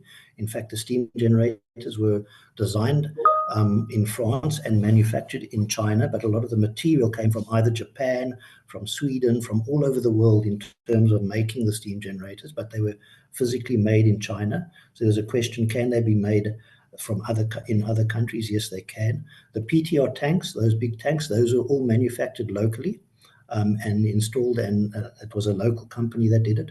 Some of the other modifications we do on the plant, which weren't part of LTO, but we've been doing it regularly, includes local manufacturing. So depending on what it is, depends on whether we can do it, whether we've got the capability in the country to do it. It's not that everything comes from overseas. So then there was a question around loss of key personnel. Yes, we have had, based on international markets where new build projects pick up in other countries, a lot of those countries pay a lot higher than what the wage bill that we have inside South Africa. So it is attractive for some of the well-trained people at Koeberg. We are recognized as having well-trained people, specifically our operators, because we've got we've got the only accredited nuclear operator training program for our licensed operators outside the US, and it's accredited by the US Training Academy, the Nuclear Training Academy. So our operators are very attractive and marketable overseas. We went through a phase where we did lose a hang of a lot of operators. They were going for the money, and it was big money that they were being offered to go elsewhere. We managed to survive in that period, and as one of the other honourable members mentioned, yes, we went into a program where Eskom brought in 100 new recruits for the operating program. Okay, I'm proud to say that through that program, we've now had a few, some of those people have already now qualified from a licensing point of view because they came in as a plant operator, and we've taken them through the licensing program, and the first licenses are coming through from that program that we started. that just shows you how long it takes for us to qualify a licensed operator. And that's one of the concerns we have over the ability for other people to poach our skills because of the long time it takes to train people. But we've got very robust training programs. We've always had and been able to maintain fairly healthy pipelines of people because we know we're the only nuclear facility really in South Africa. So we have to develop our own skills. I'm going to jump in terms of this one to some of the other questions that have been asked around education and training. Over the time, as a result of that situation, and because the undergraduate curricula in most of the universities is very limited in terms of nuclear. It's more generic nature in terms of the undergraduate studies we have in the country. We have partnered in the past with quite a few of the universities and had a master's program which we have run collectively with the university, focusing on a master's in nuclear technology, where we train engineers and technicians, depending on the entry criteria into the program, to enhance the nuclear knowledge of our staff. And that's been very, very successful, but it's very difficult to maintain without any future new build. So maintaining those programs just for the Koeberg operations is not that easy. So we come and go in terms of the numbers of people that we have on that. They are not sustained programs. We actually have to maintain them as and when needed based on the intake of students we've had. Then there was a question in terms of what is the long-term plan, because we've had Unit 1 now extended for another 20 years. Unit 2, hopefully soon, will have extended for another 20 years. What is the long-term vision? We already have in our technical plan for Koeberg, within 10 years, we are going to start reassessing and saying, is it possible to extend this plant longer? Because as I say, one of the benefits of this is that if you have an asset that's in good condition, it is a national asset. If we can operate it longer, we need to. It would be stupid to shut down something that is in good condition. It's one of those things that I always say is that the overall conservative design requirements that exist when you build a nuclear facility, together with the very stringent maintenance, inspection, and testing regimes that you go through, that even now today, with the replacements we've done on Unit 1 is almost brand new. The plants are in very good condition, and it's stupid not to consider running an asset if you've got an asset that is still viable to run longer. So we've already scheduled in 10 years' time, we're going to start an assessment to say, is it viable to run and ask for an extension for a longer period of time? There was a question around the welding delays, and is there not some form of vetting in terms of the staff that we use? Yes, we have very stringent vetting criteria, and we have also a very strict requalification processes. So it's a belt and braces. So although we train the people to make sure they are skilled and they pass tests, and we verify that they do welds of a similar ilk to what they're going to do, we test those welds and we verify through inspections that the welds they do are acceptable. We go through that process of vetting all people that do work of this nature on the plant. Then we have very strict procedural controls to prevent and to ensure that all the support associated with that welder is in the right, is there to ensure that he's got the highest chance of having a successful weld. We then also have strict inspection programs after the fact to verify that the welder and the process ended up with a weld that is acceptable to us. So in the process of these welding problems, what we identified this outage, of the first weld that was done in bringing this unit back on the secondary side, we found a problem. The inspection program said it gave us indications that there was something wrong with the weld. We didn't know what it was, and therefore we stopped all the welding, and we didn't allow any more to happen until we went back and we requalified all the welders. We looked at all the processes we had in place, and only after we had done that, did we go forward and continue with the welding process, and all the inspections that we've done on those welds since then have demonstrated that the weld is of a good quality. However, the first weld, we've only now got been in to actually grind out the weld that had the problems of the weld, and in doing that, we identified some issues. The regulator has been involved. We've got all of those dispositioned, and now we're going forward again to repair that weld. And in doing that, we always ensure that we have a fully qualified plant at the end of the day, taking into account the welders, the process, and the end product that we end up with. But we do have a very stringent vetting process and a qualification process for welders that do welds of this nature. Now, I want to just point out one other thing, that these are welds on the secondary side, which are the steam pipes and the feed water pipes to the steam generators. But each of the steam generators has two other connections on the primary side, and those are the primary piping, which allows the primary water to go into the steam generator and to remove it from the steam generator. Those two welds on every single of all 6 of the steam generators that we've installed have gone without any hiccup. The inspections on those were done first time around, perfect passing. We never had any issues on any of those welds. This one weld that we've had a problem with, we found nothing of a similar nature during Unit 1's installation. Recording stopped. So this was not an expected issue that we found on this weld, and we've just had to deal with it, but that's recording in progress. But that is the nature of the game in the nuclear industry. We cannot take any chances. We do everything by the book, and that means, unfortunately, like we've had now, we've been very unpopular within Eskom itself for the delays this welding has caused. But we have to go through the process, and at the end of the day, make sure we've got quality welds that meet all the requirements, and we can sit back and say this plant is safe. Then there was a question around parts only coming from France, or are there other sources? I think I've already answered that. It depends on what the component is. There are some that we do have to still get from France, but majority of the parts we can get wherever we can get qualified spares from, depending on the nature of what the application they're doing.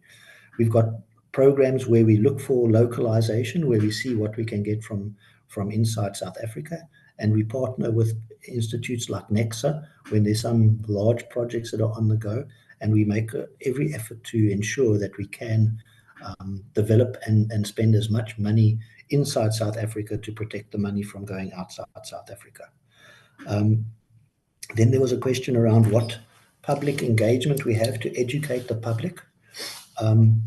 Our focus has always been more around Koeberg than national, which means we've got programs where we engage at the school level to talk to schoolgoers, because we find that is one of the most effective ways to get information out there and to actually start discussions. We then have engagements with the communities where we go out and through the different malls and shopping centers where we have the ability to engage public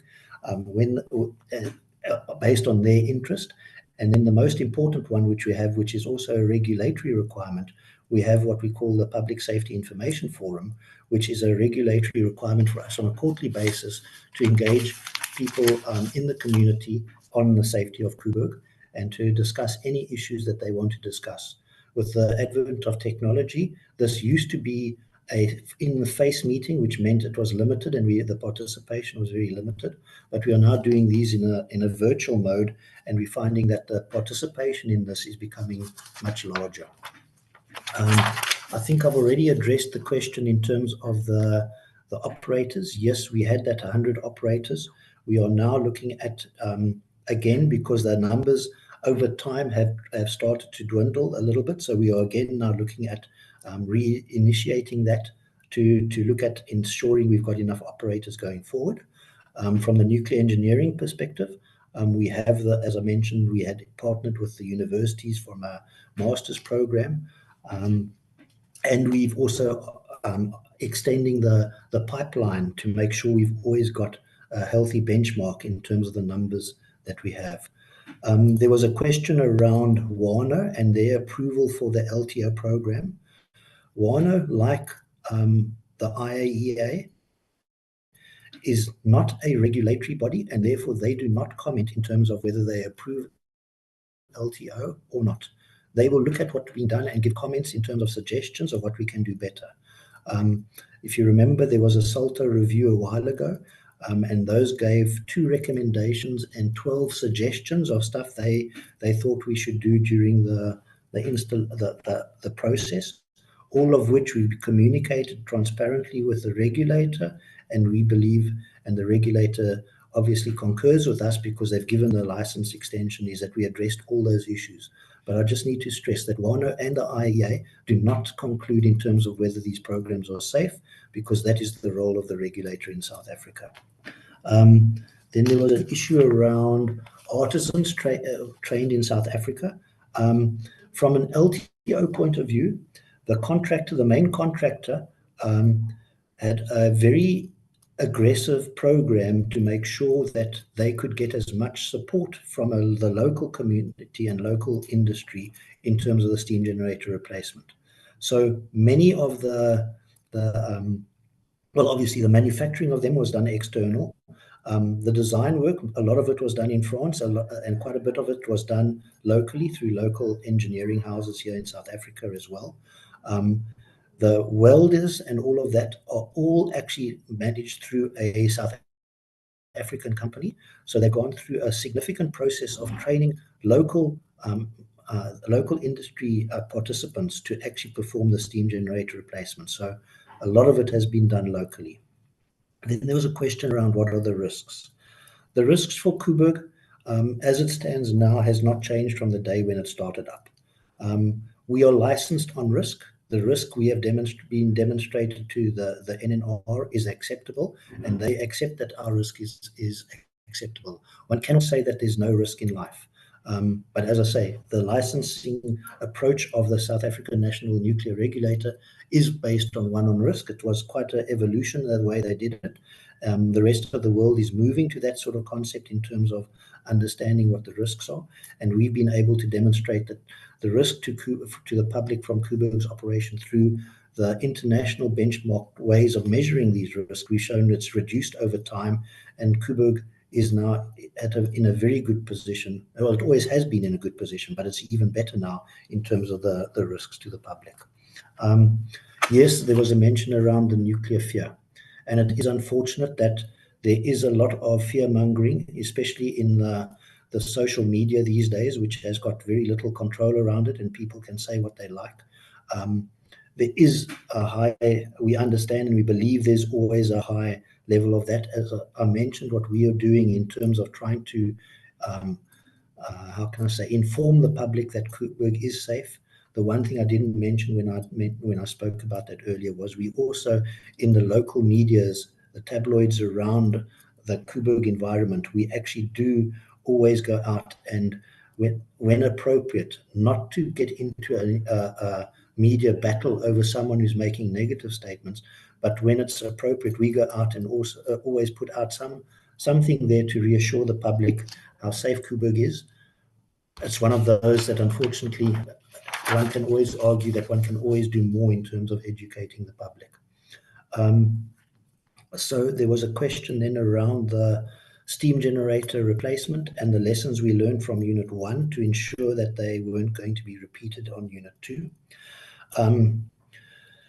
This is a bit of a sad story for me, because the initial progress on Unit 2 was extremely good compared to what we saw on Unit 1.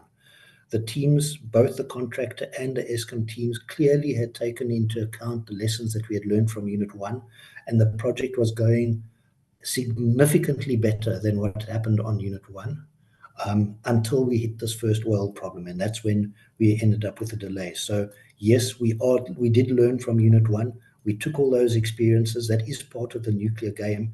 We take every opportunity, no matter how small the issue is, we try to learn from it to try to make sure we improve.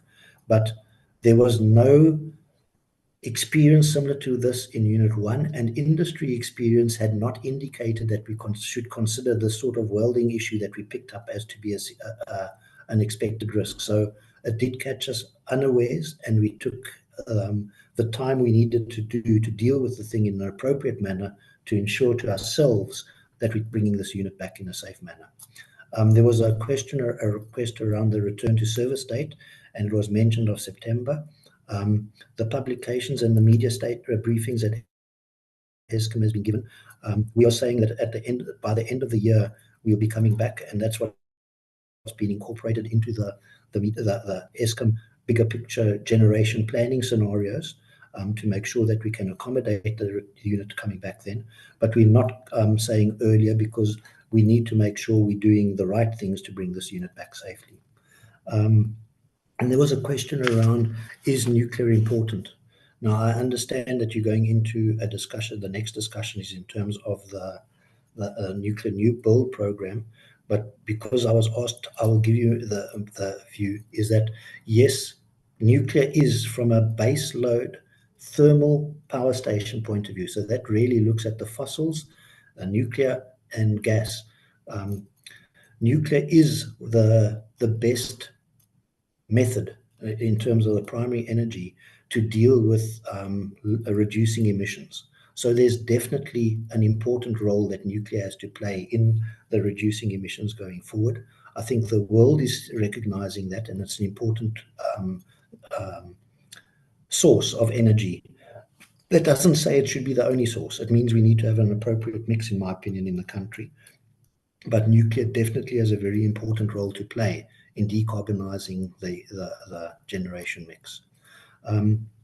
Then I must apologize. There was the other honorable member that asked questions that I need someone to translate those questions to me, because I couldn't follow what the questions were.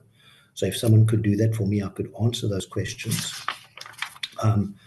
But before we get to that one, there's two others that I have here that I see. There was a question around enhancing that the nuclear safety and the nuclear technology was meant to be enhancing education. What we have done, we have got a training facility at Koeberg where we train nuclear artisans. Now, the throughput of our nuclear artisan program is more than what we need. So we essentially have established a training facility which not only trains our needs, it gives us more than what we need so that we can also deal with attrition of our existing staff, but we're also providing the ability to train artisans for outside, for other industries and not just for our own needs. So that is the only answer I can give in terms of the enhanced education. There's nothing else that I'm aware of that has materialized in any other form, and we have been focusing on the artisan training, and then with the engineers and technicians, we have been working in terms of the postgraduate master's programs through some of the local universities. And then the final question that I have was in terms of what reserves does Eskom have for the decommissioning? So as per the regulations, as they stand, the written regulations, Eskom has always maintained a provision in the balance sheet to demonstrate the acknowledgement of the liability for decommissioning. In our discussions and engagements with the regulator, they have asked for us to transition that into a fund, which is actually money in the bank, and Eskom has agreed to that, and we are in the process of re-establishing the fund and transferring what was historically a provision into a fund. And that we've done in agreement with the regulator, and we're doing it over a period of time to make sure that by the time we need that, the money is there. I think that answers, I hope, all the questions that were asked. And if someone could just translate those other questions to me, I could also try to answer those questions.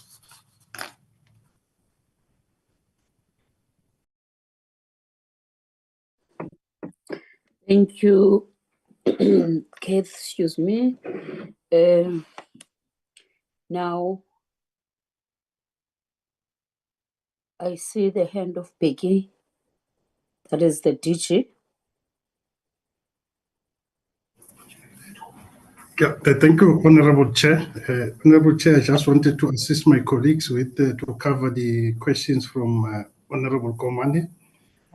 I think, Chair, one of the questions he was asking in terms of the 20 and 40 years for the two units, I just want to clarify that the 40 years relate to the current or the old permit for both units. And then both of them, currently the application for the long-term operation, they are for both 20 years. So currently unit 1 has been given, and then unit 2 is also where we are also looking for the 20 years as well. So I just wanted to clarify that. And then the other point Honorable Komane raised was with regard to visit to the facility by a committee. I think we as from the ESCOM side, we will greatly appreciate to host the committee whenever the committee decides to visit us at Koeberg. And then I think the other point was more to deal with the nuclear safety and public and all. I think it also came from Honorable Molefe, Chair. I think it's something that we as ESCOM now, we will also be working with the department, because we might, with the new build as well, need to create even much bigger public awareness. It's something that I've taken into account. I've been also engaging with our universities, and then we also within Koeberg, as part of our young professionals, they've also started now to join the ESCOM team when we are dealing with this public participation, just also from the youth point of view, try and create that education. But I think we can do more. We are also happy to take this counseling from the committee. Yeah, I think Chair Keith has covered the last point on this, on the cost and also on the ATKS. So those are the things, Chair, that I thought we could just add. Yeah, thank you, Chair. We thank the committee for the opportunity to answer these questions. Thank you, DG. Chair, Now, Chair, Rico here. Chair, hello. I saw Mayor Mofokeng's hand was raised earlier. I don't know if she wants to ask questions, Chair. Where is her hand? I can't see her in my gadget. It was raised earlier, Chair. iPad. Why did you allow iPad without? No, that's Mayor Mofokeng, Chair. Eh? That's Mayor No, Mofokeng, Chair. no, you have to request honorable members and officials to name their gadget before you accept them in the meeting. So let's request Mayor Mofokeng to name her gadget. You cannot allow anyone who hasn't named her or his gadget in the meeting. Mayor Mofokeng, is your hand still up? Yes, good morning, Chair and honorable members. And my apologies, Chair. I would rename my gadget. And I had 4 questions, but I'm covered on the other 2. Then my last 2 questions will be, I would like to know, Chairperson, how ready are we as a country to commit ourselves on such a project? And my second question will be, we know in South Africa, Chair, many people are stealing electricity or they breached their electricity and are struggling with affordability. I would like to know what is it that we are going to do not to waste money, cut on loss, because I believe, Chair, there might be other cheaper ways to generate electricity. And my other question on financial implications, no, I'm covered on that one, Chair. I thank you. Thank you, Ma'am Mofokeng. Please name your gadget, ma'am, so that don't fight with the secretary or the person who accepts us to get into the platform. Thank you. Secretary, is there any other hand? No, Chair.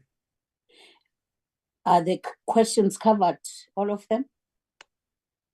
Yes, Chair. Thank you, Secretary. Then let's give over to the DG to mandate or to delegate the other presentation. It's gonna take an hour. We have to ourselves give them the time to answer the question as we did in this one. Thank you very much, honorable members. Let's request the second presentation. Over Thank to you. Thank you, and Honorable also Chair. introduce yourselves. I'm sorry about that. Thank you, Honorable Chair. This presentation is on the nuclear new build in terms of the provisions that were made in the Integrated Resource Plan 2019. The Deputy Director General, Mr. Zizamele Mbambo, will be leading the presentation, and he's in here with his team from the nuclear branch, and at an appropriate time, he will introduce them, or they will introduce themselves at a time when they have to respond to maybe the questions. Over to you, Babu Mbambo.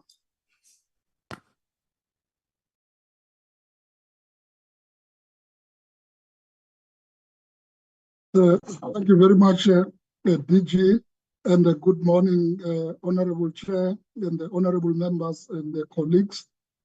I have a team of chief directors I work with in the nuclear branch that are part of the meeting.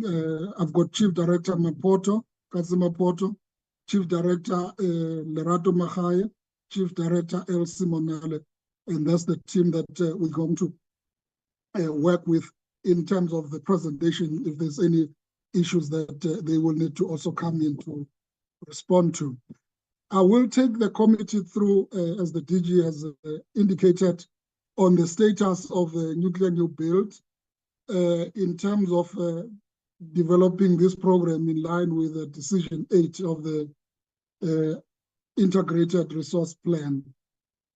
I would run through the outline is the purpose, the policy position, the background, deal with the latest developments, the regulatory processes, the request for information and its outcome, the responses we receive thereof, and look into the conventional nuclear power plants, the small modular reactors, the small modular reactor technology and the hybrid system, draw out the conclusions that we made out of this exercise, the implementation strategy and the procurement framework study and the summary and the conclusion thereof. In terms of the purpose, it's to brief the portfolio committee on electricity and energy on the nuclear new build, and for the committee to note the developments of the nuclear new build program. It's very important to provide the policy position of government in as far as nuclear is concerned.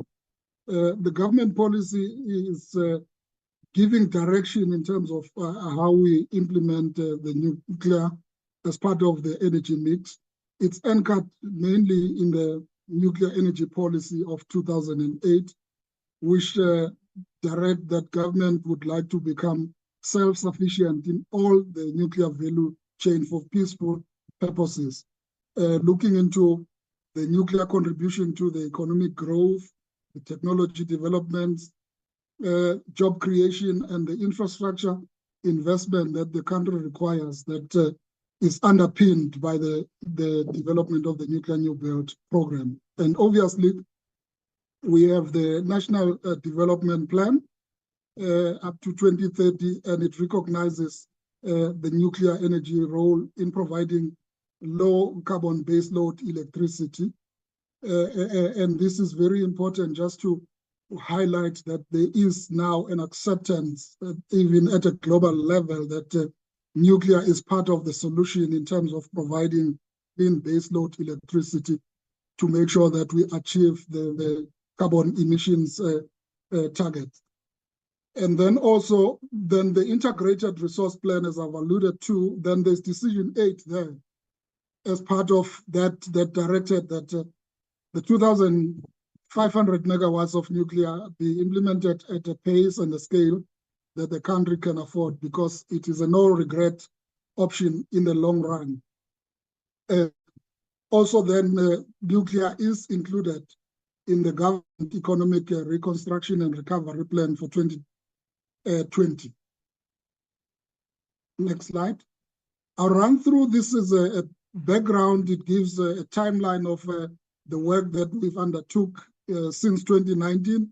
The IRP was approved, as I've alluded to, with a particular focus in Decision 8 that directed that we need to commence the preparations for the nuclear new build to the extent of 2,500 at a pace and a scale that the country can afford, because it's a no-regret option in the long term. In 2020, then the minister endorsed that the determination be submitted to NERSA for NERSA to undertake its regulatory process in terms of dealing with the concurrence of that determination. Then also what we undertook was that we needed to become an intelligence customer as the government in terms of getting out to the market the relevant information that will assist the government in making decisions for planning the nuclear new build. We then issued the request for information to test the markets in terms of what it can offer for the different types of nuclear reactors. And that was undertaken in June 2020. Then in terms of 2021, then NERSA issued the concurrence with the ministerial determination, but it had suspensive conditions that needed the department to address before the Section 34 determination could be operationalized. In terms of the progress, then also in November 2021, NERSA released the reasons for the decision, outlining the factors that were taken into account for NERSA to arrive at a decision to concur with suspensive condition. Moving forward, in 2022, or maybe in December 2021, once we've received the suspensive conditions from NERSA, then there was work that the department needed to undertake to resolve the suspensive condition. And the department worked closely with ESCOM and NEXA in terms of running the models that were required to determine the rationality for the deployment of the 2,500 post-2030, to look into whether the demand is there and there's a demand profile, and it will require nuclear also to be part of the mix post-2030. And that report was then undertaken. Another work that we undertook was that after we've gone out and got information through the request for information, the outcome of that then informed us that we needed then to put together a procurement framework study in order for us to understand what would be the best approach to implement the program based on what the market response were. That was done and completed on the 26th of October 2022 with the recommendations, which we then took them into an action plan for how we're going to take the program forward. In 2023, we undertook the consultation with the key stakeholders on the procurement framework study in order to make sure that the stakeholders understood the implications of the recommendations and how to internalize and what would be the best approach to take the program forward. As I've alluded to, once we had submitted the report to NERSA, then NERSA then considered the report in 2023 and then approved that the department may proceed with the procurement of the 2,500 in line with the Decision 8. And then we established the Nuclear Energy Program Implementation Organization that is called NEPIO. This is a standard approach we're following the International Atomic Energy Agency, a milestones approach which advised that a country undertaking a program of this magnitude needs to set up a coordination structure as a mechanism to coordinate the various stakeholders, because nuclear cuts across various mandates of the different entities. But the focus was then that this NEPIO team must then be seized with the work of preparing a feasibility study because we needed that going forward. Then in terms of the latest developments, as I've alluded to, then the Minister of Electricity gazetted the determination in December 2023. I've already alluded to the consultation that we undertook on the procurement framework with the ESCOM, the IPP office, and other stakeholders to make sure that there's an alignment in terms of how the government must proceed. Then we developed the CAP memo, which is still needs to be consulted with the stakeholders so that there is an alignment in terms of how the program needs to be implemented. In terms of the progress on the determination, then the determination was withdrawn owing to the openness and the transparency process that the minister directed that it has to be undertaken. This is pursuant to a legal challenge that was mounted by the organizations, the Democratic Alliance, the SAFK, and the Earth Life Africa. And on that basis, the minister directed that the determination be withdrawn to make sure that he affords the opportunity to all the stakeholders to make the inputs. Then also what then becomes important is the regulatory process that the program has to be subjected to in as far as the site preparation is. That is important, and ESCOM, as the owner-operator, has undertaken this work to then apply for nuclear installation site licenses done in 2023 and undertook public participation, and this was done in the site that is, they spent the site in the Eastern Cape, which is one of the sites that is currently being undertaken, being investigated for the construction of these nuclear power plants. Obviously, then the approach that was used there, it's a non-design specific approval that ESCOM sought to the regulator, looking into the various aspects of the sites, geotechnical studies, and also looking into the seismic loading.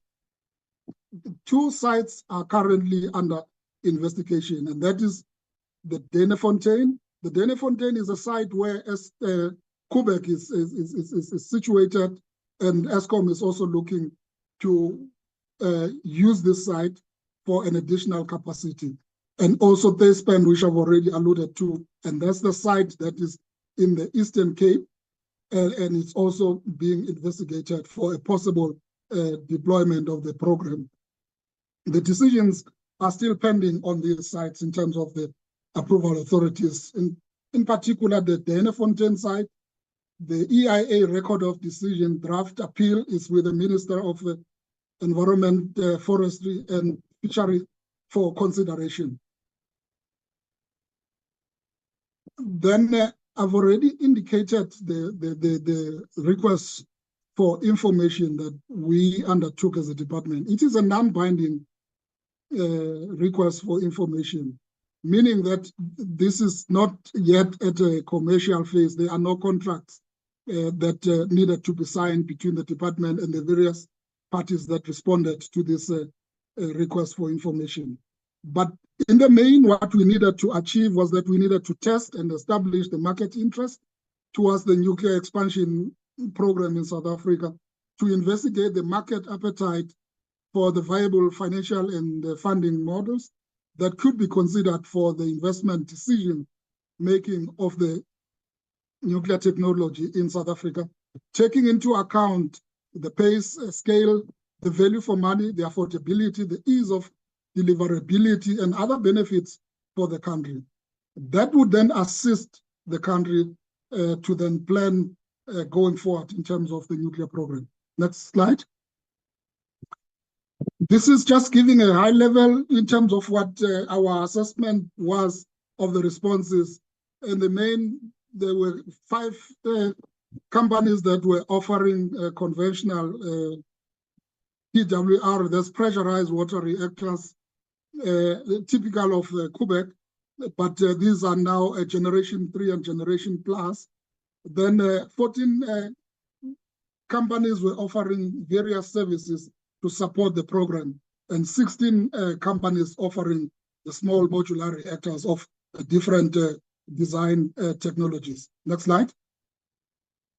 What we then did was that we set up a graph to determine the state of readiness of these companies in terms of deployment of the various reactor technologies. And what we found is that most of the reactors were still at a design phase, and that's the category mainly on the small modular reactors. And if you look, then the rest, there's about 3 that were now at the licensing phase, that is first of the kind type of reactors, because these reactors are still at a developmental phase and they have not yet been commercially demonstrated and built in countries outside their country of origin. At the last end of the diagram is the reactors that have achieved the operational experience. And these are generation 3 plus type of pressurized water reactors, and 6 of them were ready. And that's where you want to be when you are looking forward to build a nuclear power plant. You want a reactor or a design that's been commercially demonstrated that it can generate electricity.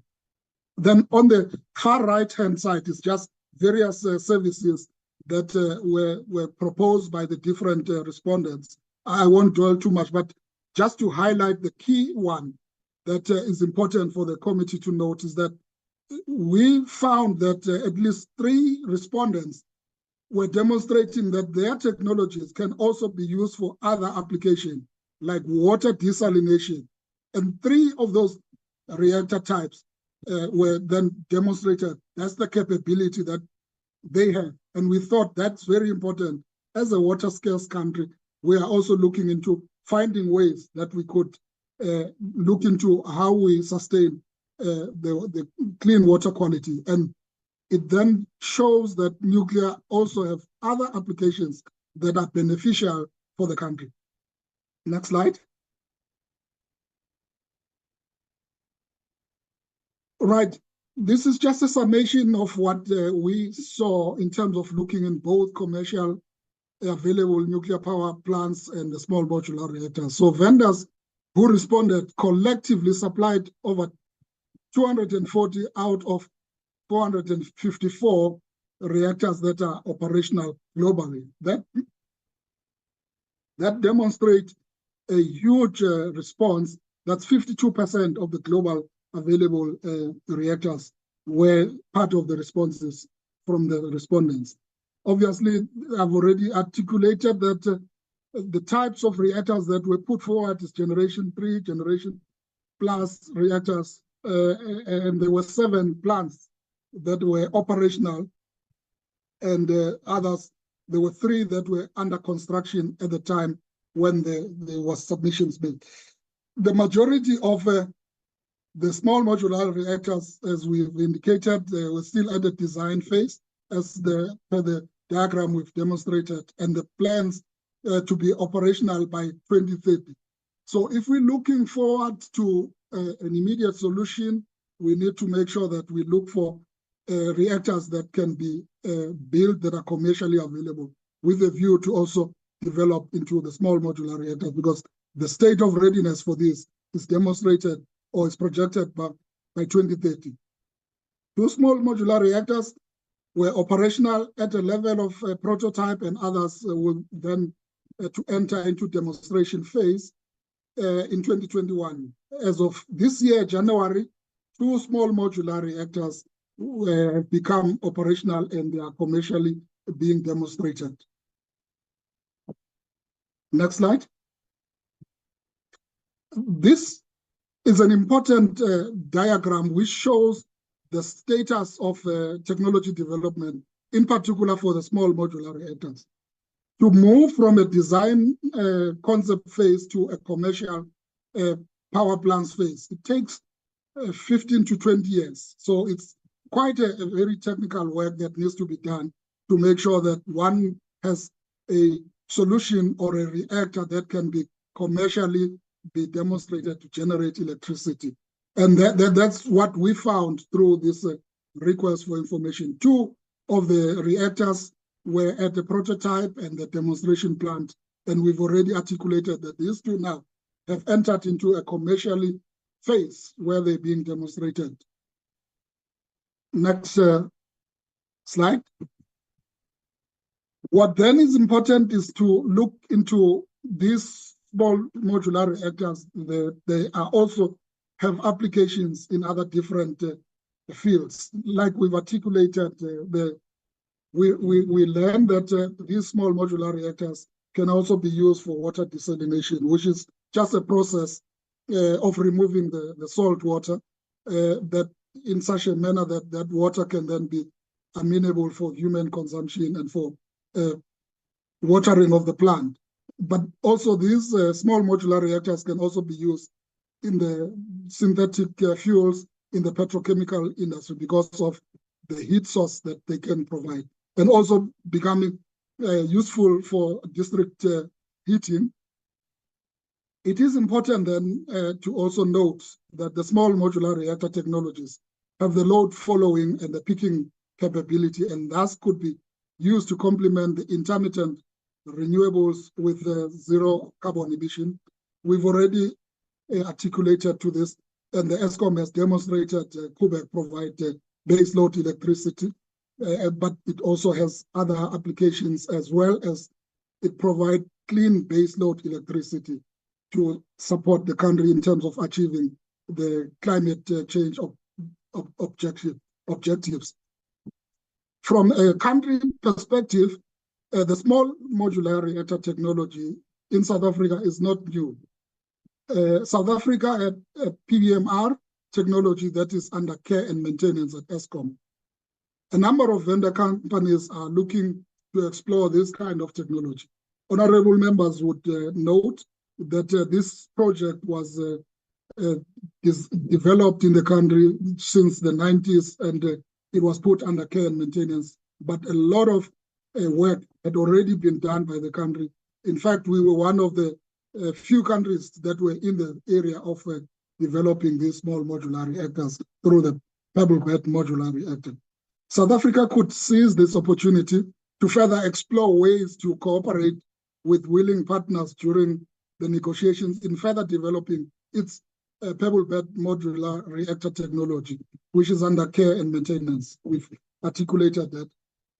What is important is that currently test results indicated that South African fuel, as depicted above, is one of the best in the world. And this was work that was undertaken where in South Africa sent in the fuel for testing to the United States at Oak Ridge laboratories, and the result demonstrated that the fuel that is manufactured in South Africa is of the best quality. And we believe that there is that capability that as a country we need to take forward now that there is an interest in the small modular reactor as the future reactors.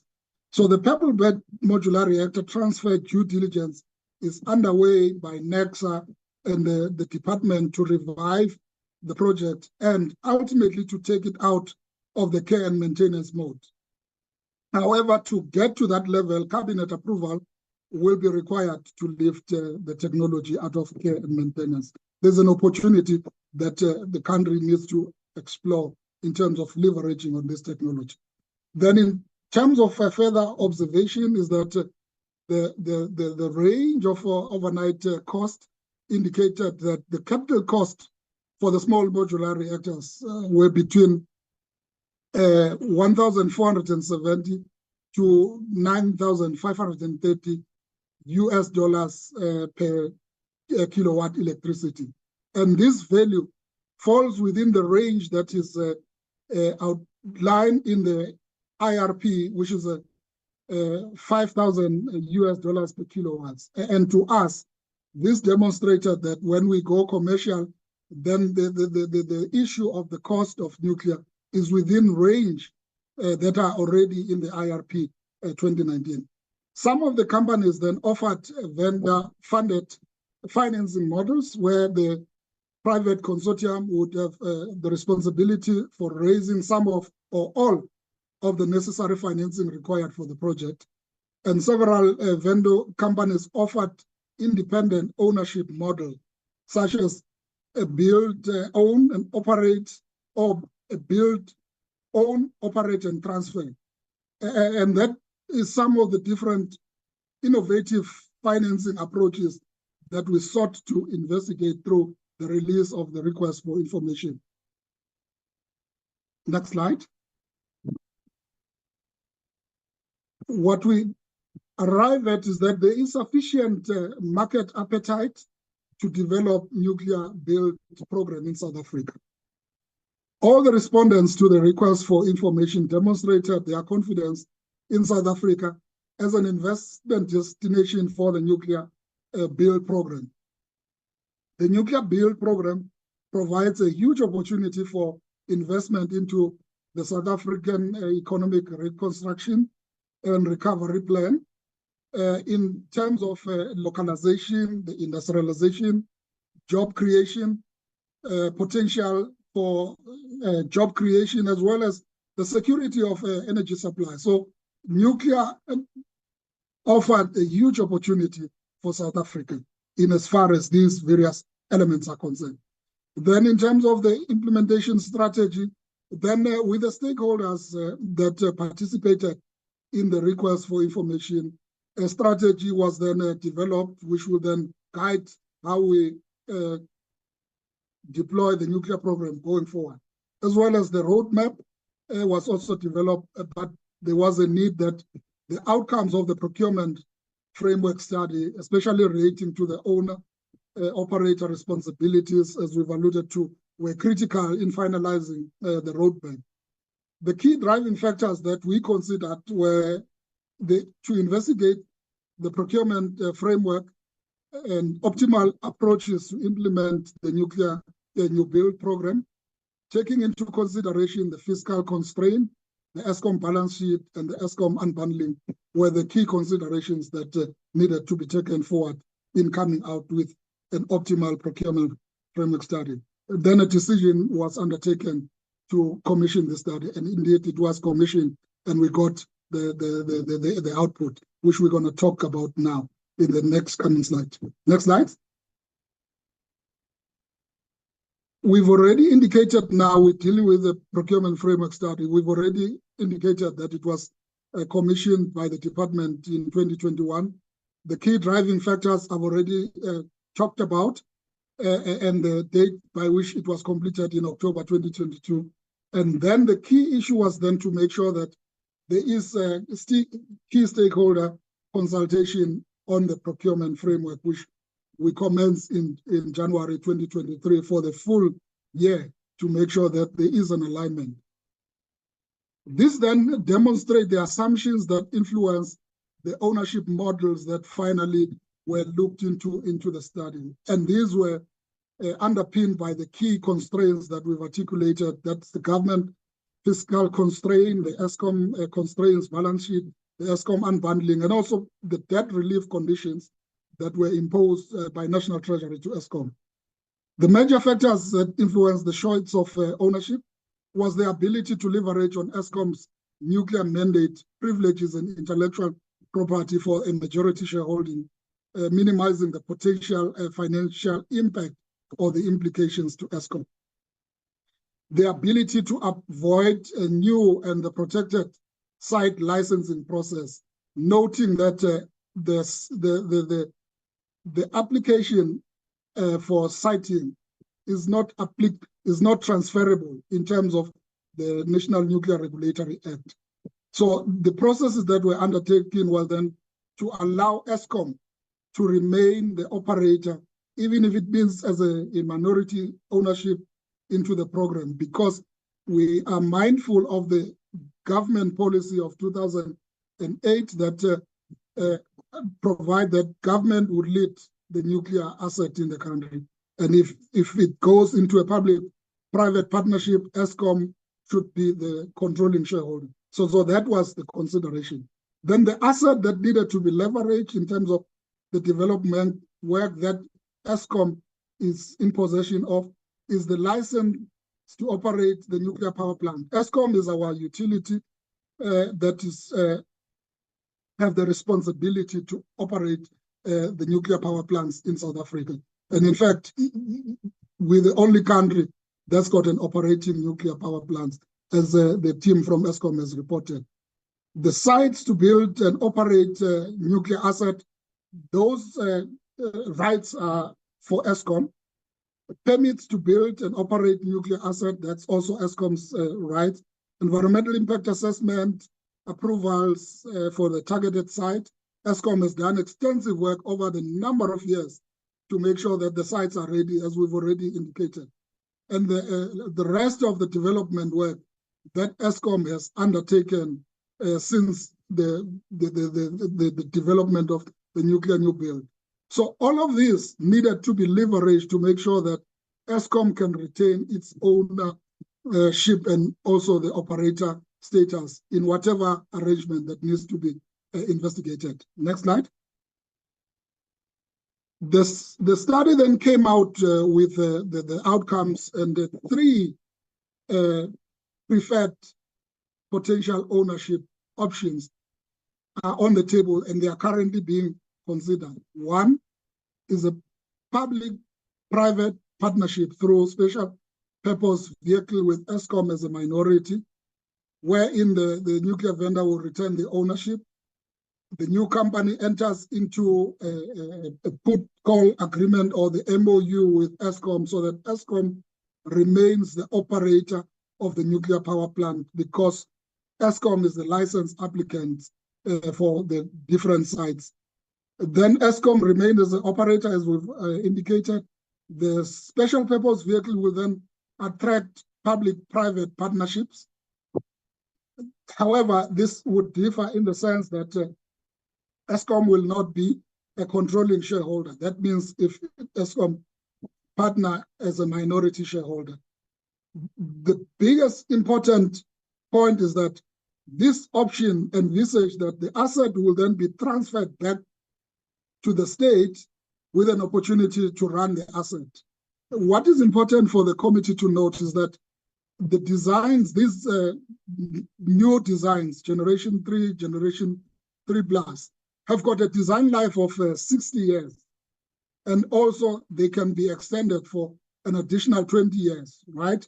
After they've demonstrated that it's still safe to operate the plant. Now, if you look into this arrangement, then if this is one considered, is that within 20 years, after the asset has been amortized, then it's transferred back to the state for a state to continue to operate this asset for further 60 years. And that's the important benefit of this option. The option of a majority government ownership model, where government start at 51 and more ownership, is dependent on the backing by the South African National Fiscus and the balance sheet of Eskom. The project is implemented through a joint venture company with Eskom as a majority shareholder to the extent of 51 as a minimum. This approach is in line with the nuclear energy policy of 2008. We've already indicated the policy directs that government takes leadership on nuclear asset.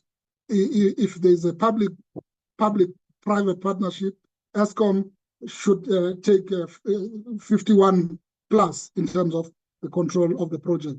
However, this hinges on the national fiscus and or the Eskom balance sheet. The risk is allocated to Eskom and a vendor company proportionally. Next slide. This is also another option that was considered that is still under consideration. That's full government ownership. That's a typical approach that currently exists, wherein full government ownership model implies Eskom holds 100% equity on the nuclear asset. The option guarantees that government retains total ownership, control, and operations of the nuclear asset. Government and Eskom become responsible for all phases of the nuclear power plant deployment, and all risks associated with the project are carried by South Africa. And this model requires national treasury support and the government to inject 100% equity through Eskom as a sole investor. Next slide.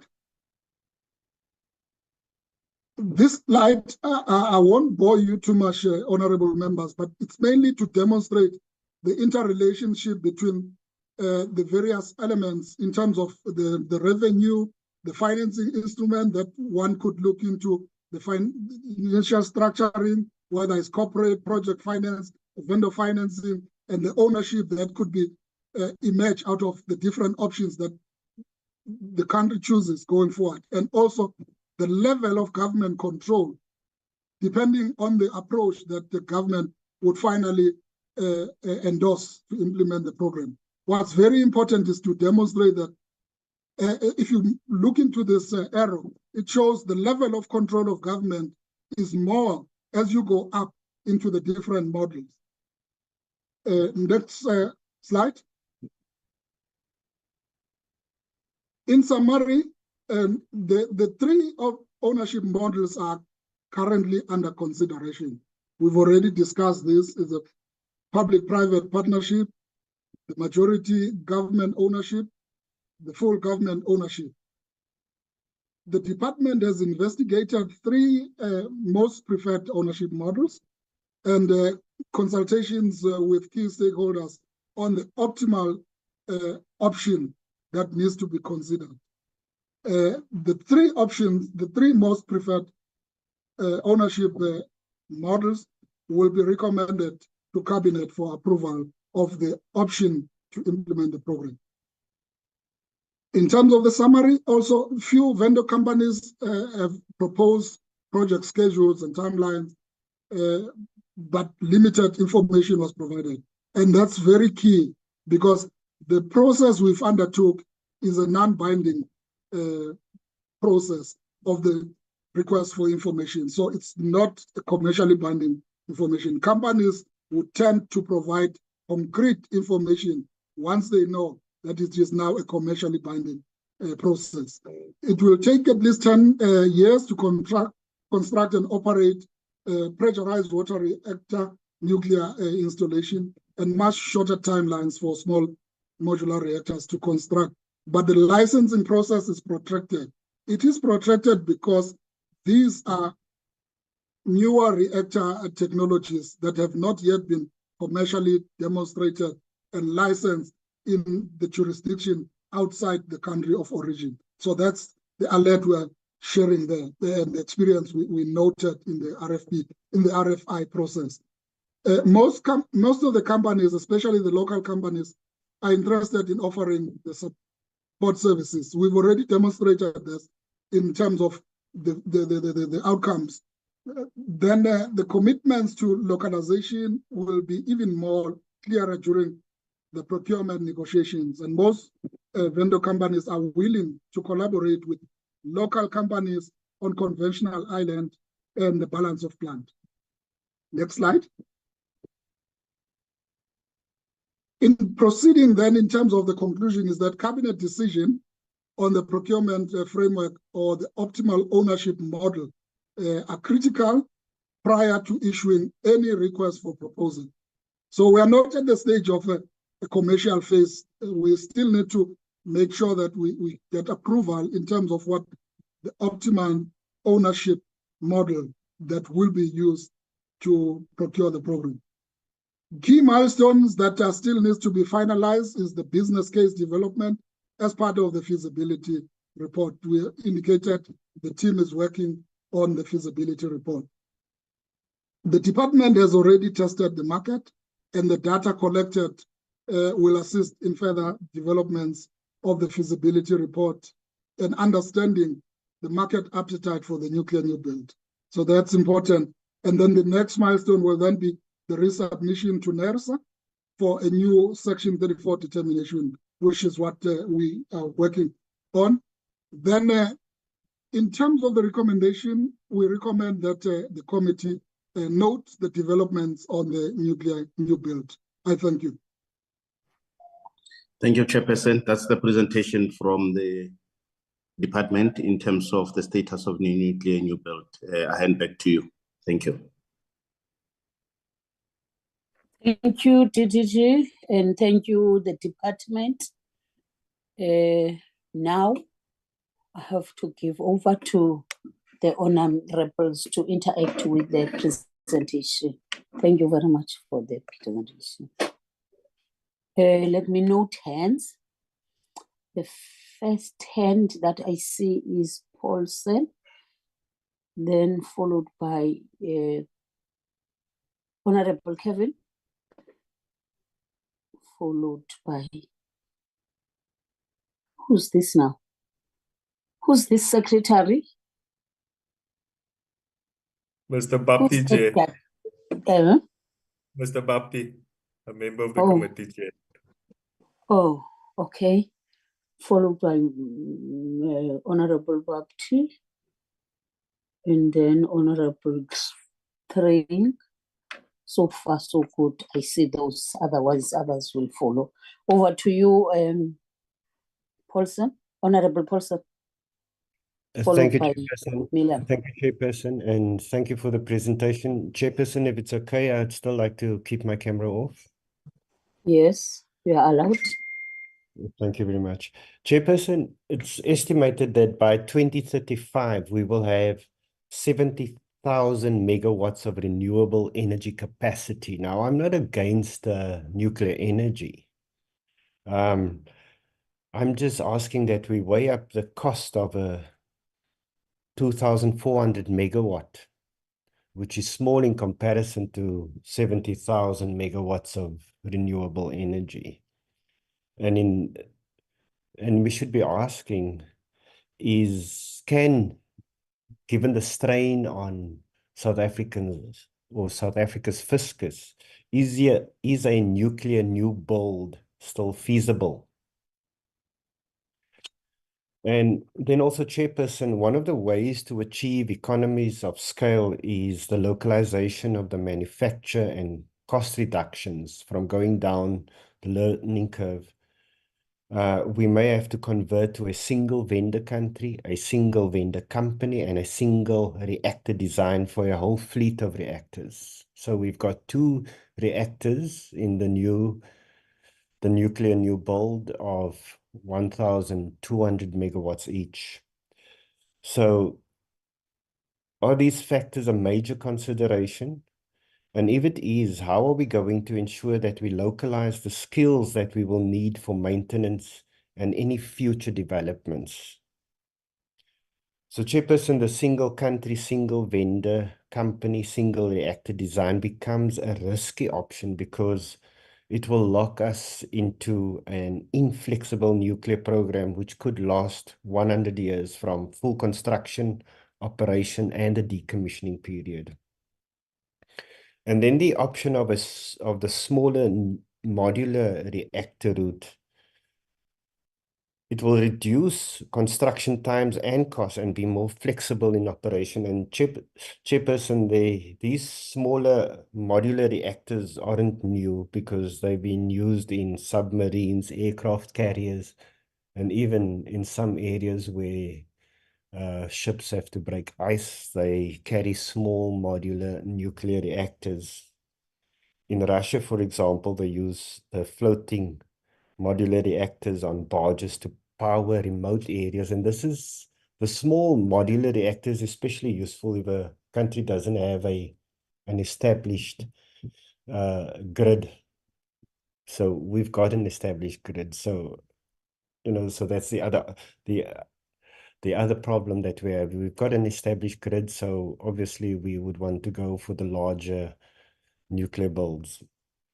But the most important question around the nuclear build is, do we have the engineering resources or expertise to localize the construction of a 2,400 megawatt nuclear new build? Thank you very much, Chairperson. Thank you, Honorable Paulsen. You can follow Honorable Milan. Thank you, Chairperson. Mr. Mbambo, could you tell me when last was the nuclear policy reviewed?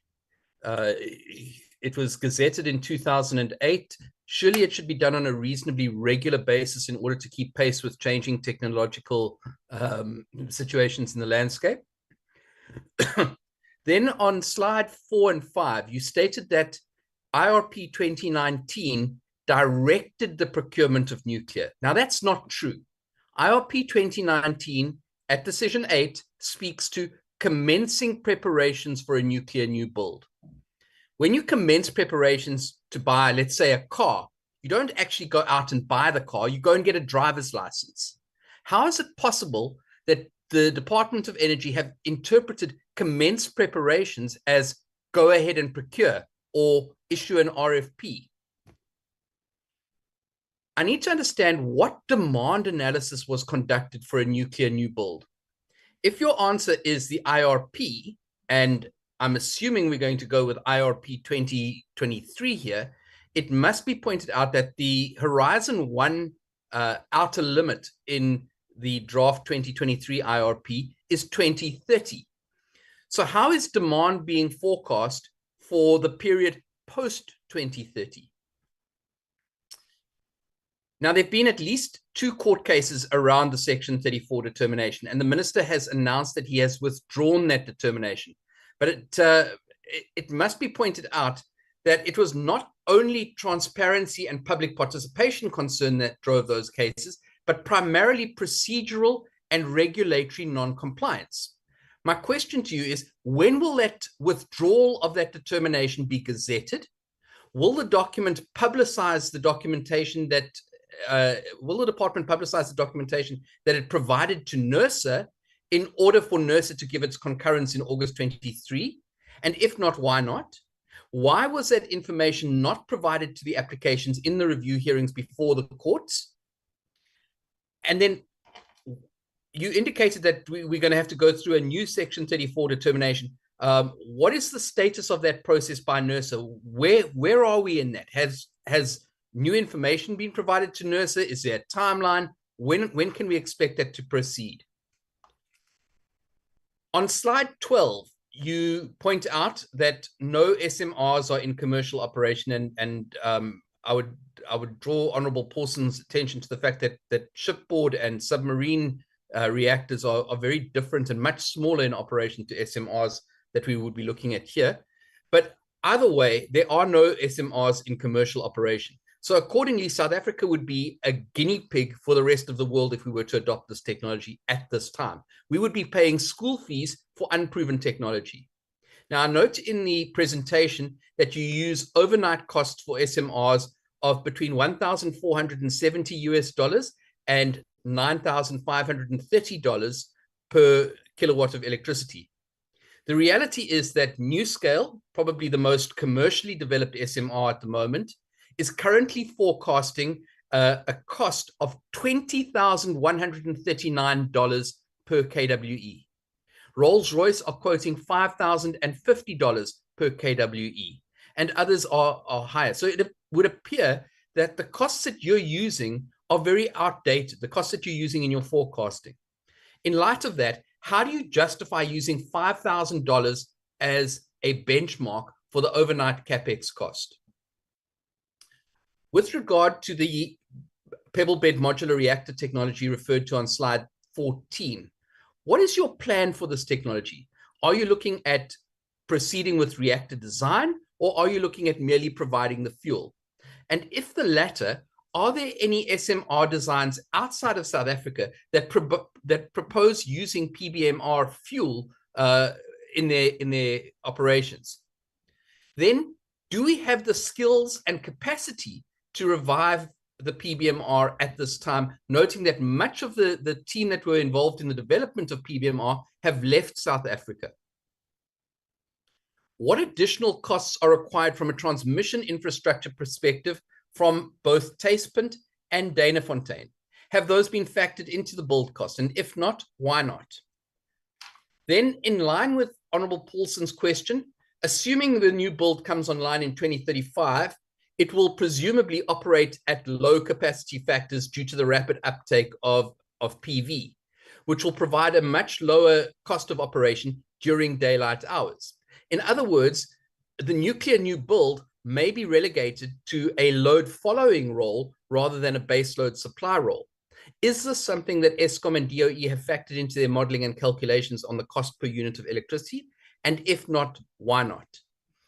How will a nuclear plant cover its costs operating at a lower capacity factor? You model nuclear plants on a 90% capacity factor, how will you finance a nuclear plant if it's operating at, say, 60% capacity factor?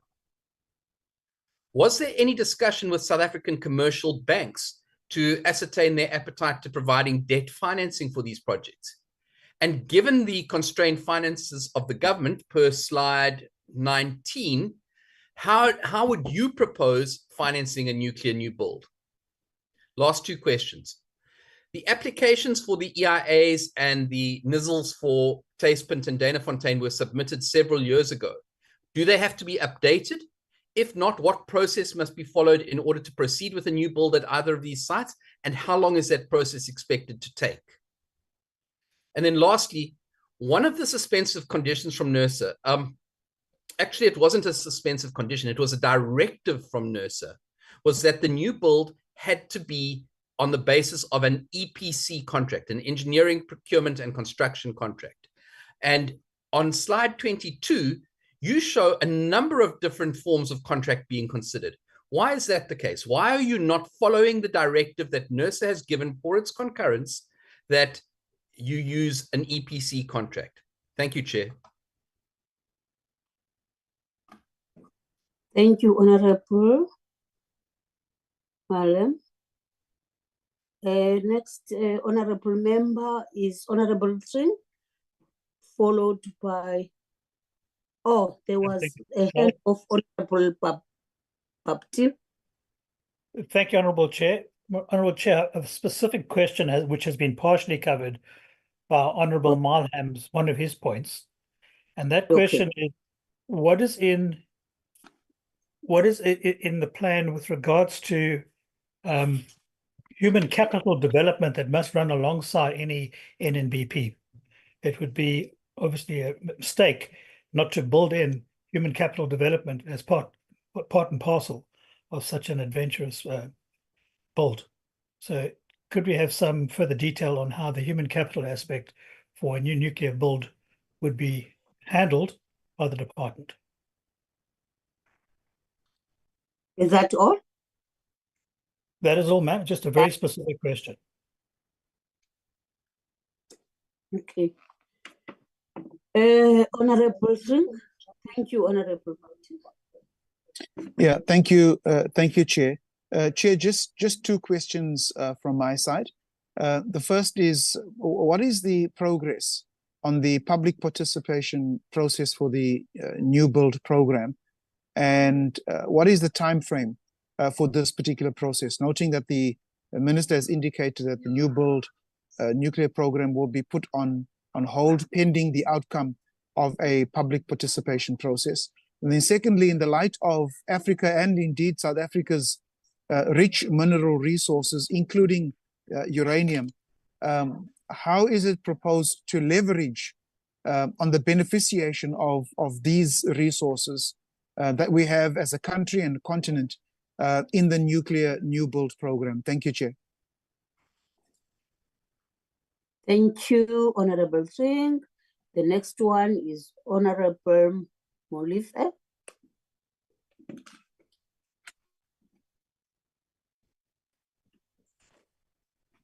Thank you, Chair. Honorable Molife, yes.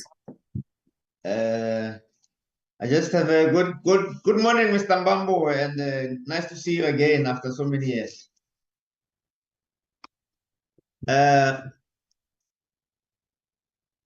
The question that I have, Chair, is the PBMR. Mr. Mbambo says that it is under care and maintenance at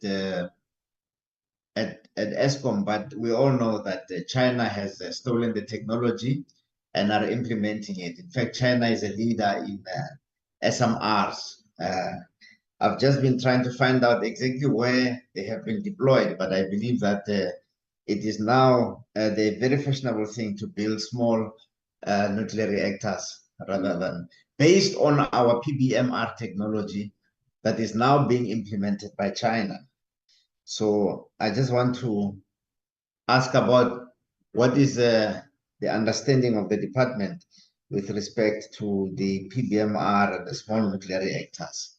as it looks like it is the way that a lot of countries are going. The envisaged public process, which is the reason that the procurement process has been suspended by the minister. How long will it take to finish it? Is there a way of expediting it? Because we believe that nuclear is required as a matter of agency in South Africa. And what are your timelines in expediting that envisaged public process? And has the EIA for Taspent been done? Because I saw that the EIA for Dana-Fontein, which is where Koeberg is existing, because there is an existing EIA around Koeberg. So the EIA for Taspent, whether it has been done. And between Taspent and Dana-Fontein, has the department or Eskom done a cost-benefit analysis to compare which one of the two is viable? Because I would think that from a society point of view, a nuclear plant in the Eastern Cape, where parts of the Eastern Cape have not been electrified yet due to the terrain, especially around the Umzimkhulu area and so on, where we have not been able to extend electrification, would be more viable and more advisable, especially that we already have another Koeberg in the Western Cape. So building another reactor in the Eastern Cape would seem to be more advisable. But I just inquiring about whether there is a scientific cost-benefit analysis that has been done around that.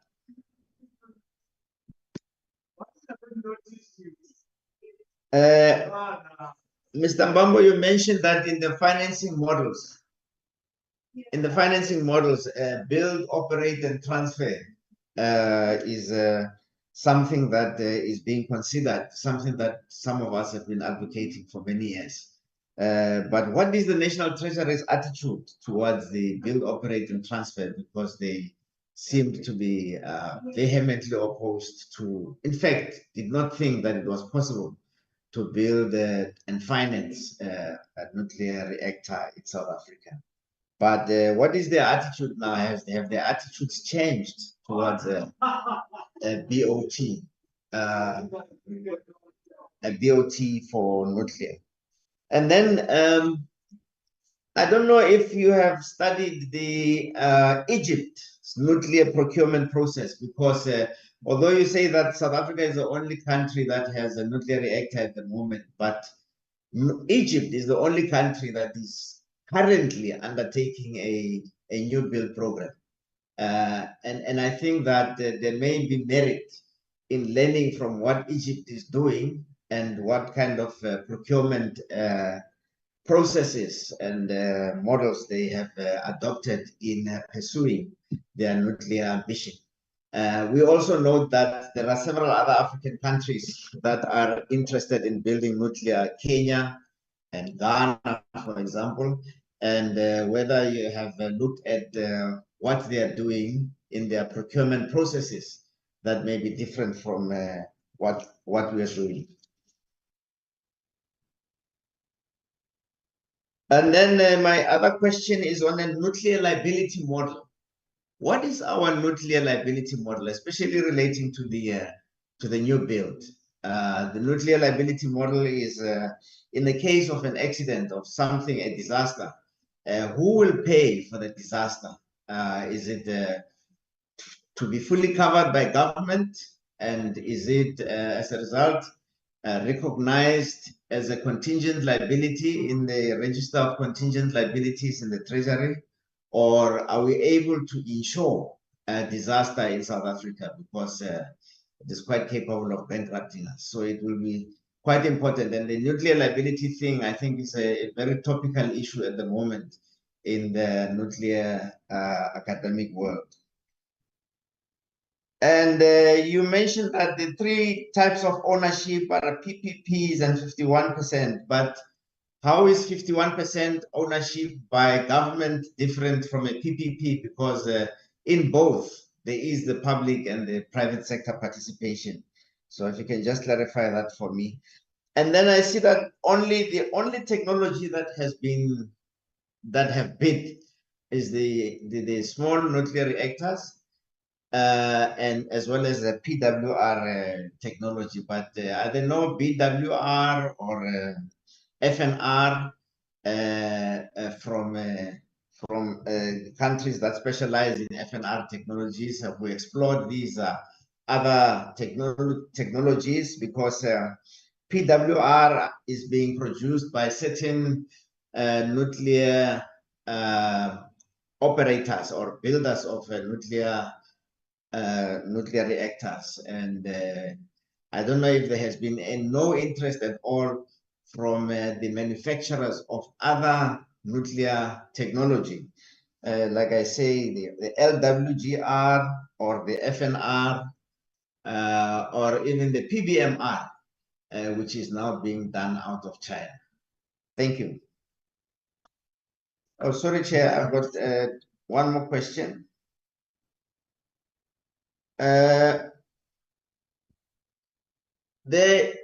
comment has been made that there's going to be more renewables in the future. So why do we build nuclear? 2,500 megawatts of nuclear. But can you explain, Mr. Mbambo, the difference between the energy availability factor of nuclear and the energy availability factor of renewables? Because at the moment, at least, the energy availability factor of renewables is at around between 20 and 30%, when the energy availability factor of nuclear is over 95%. And so when you have 95% of 2,500 megawatts or 20% of a bigger production of electricity that is available for much less than half the time, for a third of the time, there is a big difference. And also the environmental friendliness of the nuclear, if you can explain that to us so that we understand that the fact that you are producing so much electricity does not always mean that it is available for use. There was also a question about the demand analysis for nuclear new build. Can you please explain that, you know, the demand for nuclear is not actually the demand for nuclear, it is a demand for electricity, if I'm correct. So if you can expatiate on that and explain that the demand for nuclear is the same as it fits into the demand for electricity. To the extent that we will have demand for electricity, we may as well have a demand for nuclear. Thank you.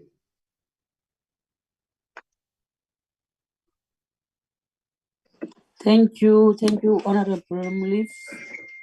Can we go straight to Honorable Fasia? Thank you, Chair. I'm actually largely covered, we're speaking at the end. I just want to emphasize the questions on the procurement process. I think the determination, if I'm correct, already has been gazetted. I'd be interested in that. But also to know how the public participation process is going to go ahead, and what will be different to the last time. And I'm also covered on some other honourable members speaking to the benefits then, or understanding how nuclear works. I'm not going to repeat given time. Thank you, Chair.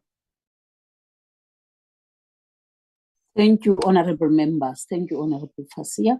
Then can we still, from the lunchtime, minutes for the responses from the department?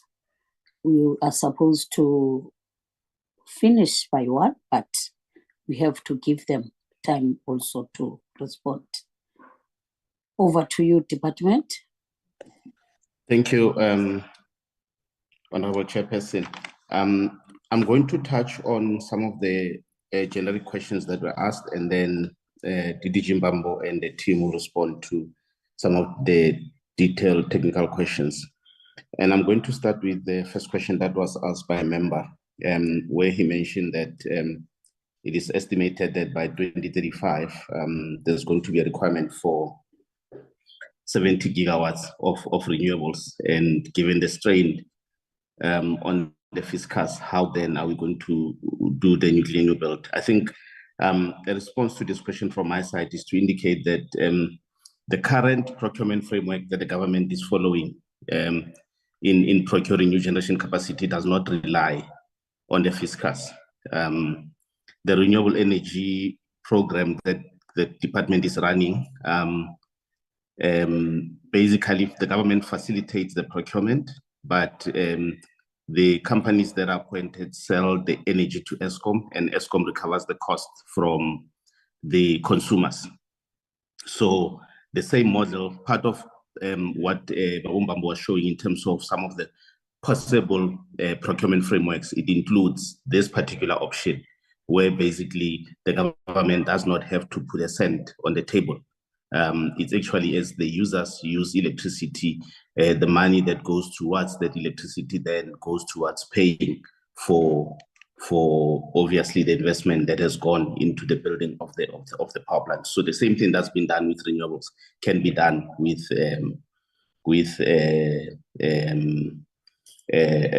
nuclear. Then there is also the point that was raised around, I think by Honorable Malem, around the lower load factor.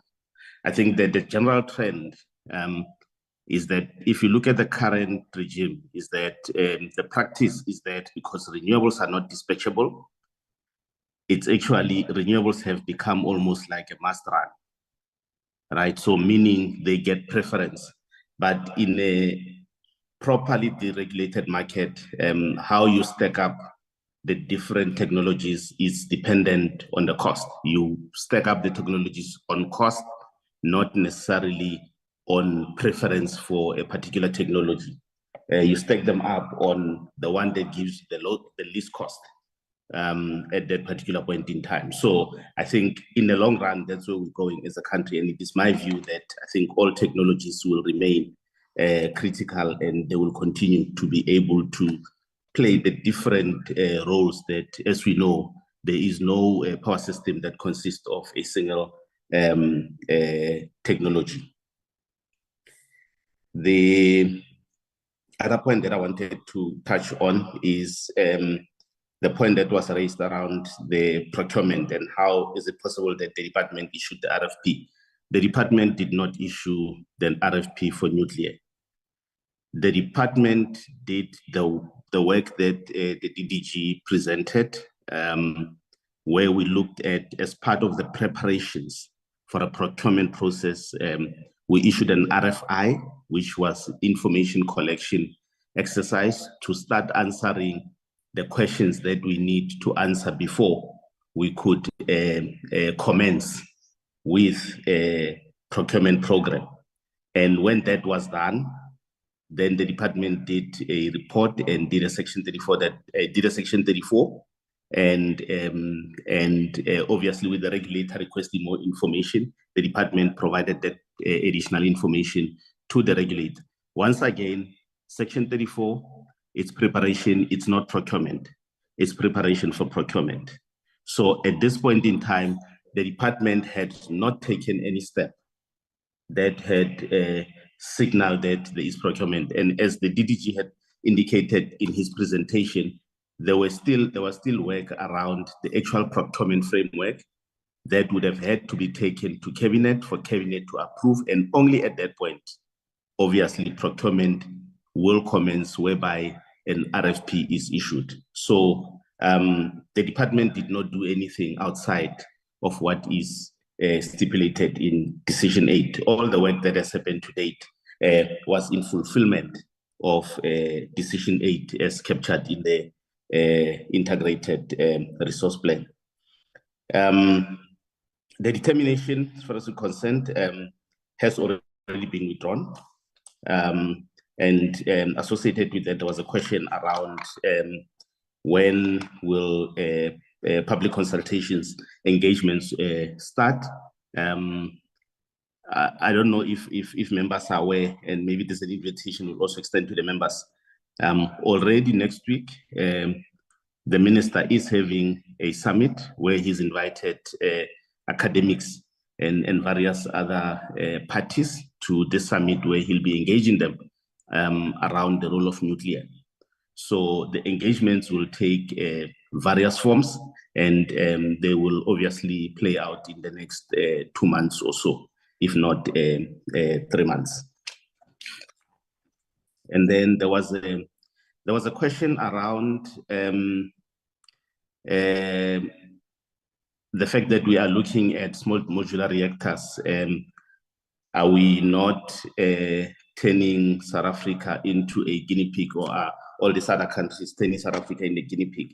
I think how I would respond to this, honorable members, is to indicate that I don't think so, that we're turning South Africa into a guinea pig. I think with the same approach that the country has taken for other technologies like hydrogen, the country's position has always been where there are opportunities that the country can be at the forefront of a technology and be able to take advantage of the technology, the country must do that. So I don't see why, when it comes to small, if we can do it for the hydrogen economy, I don't see why we can't do it for the nuclear economy, and look at SMRs as a technology that on the back of PBMR, we could continue to try and develop and be one of those countries that lead in that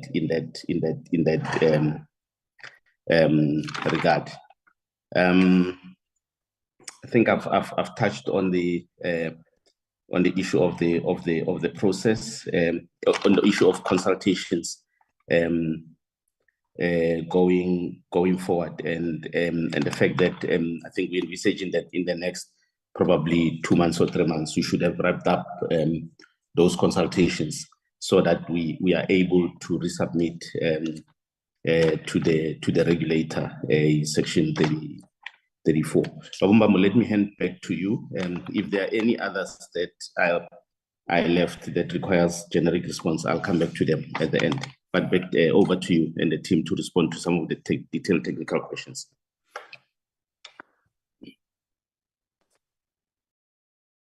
Thank you very much, DG, for that comprehensive response.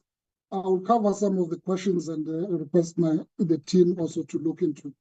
In specific, I would like to cover the questions that were raised by Honorable Member Molefe in regards to the issues of the whether we have looked into other procurement models that are used by other countries in Africa, and the lessons learned there. I think it's an important point. We'll certainly take this into account in our work. We have nuclear cooperation with some of these countries, and we could leverage this in terms of understanding the different aspects. But it's very important to highlight that the procurement process of South Africa is governed by the Constitution, Section 217, that prescribe how procurement should be done to be competitive, open, and fair, transparent, and that's the governing law that then govern the procurement process in South Africa that we are working in accordance. It's governed by the PFMA. The different countries may have different procurement regimes that they follow, but it may not necessarily be the same as what South Africa has law prescribed. But it's very important to understand these models. Then on the issue of the nuclear liability models that we are following for the nuclear new build program, I think it's very important to outline that in terms of the nuclear liability, it's well defined on how the country deals with nuclear liability in the National Nuclear Regulator Act. And that's the approach that is being followed currently. But going forward, we are investigating as a country that we accede to an international nuclear liability convention. And we are studying different models that are available for the International Nuclear Liability Convention, and the team that I've alluded to, the NEPIO, the Nuclear Energy Implementation Program, is hard at work in terms of formulating recommendations as to what would be the optimal international nuclear liability that the country needs to consider and ratify. So that's the direction we are moving. But currently, there is adequate regulatory framework in South Africa that governs the issue of nuclear liability. Going forward, we are studying to make sure that we accept to International Liability Convention. And by the way, our National Nuclear Regulatory Act 47 of 1999 is also modeled around the international conventions. So the articulation within the Act already encompass the international best practice in terms of dealing with the nuclear liability.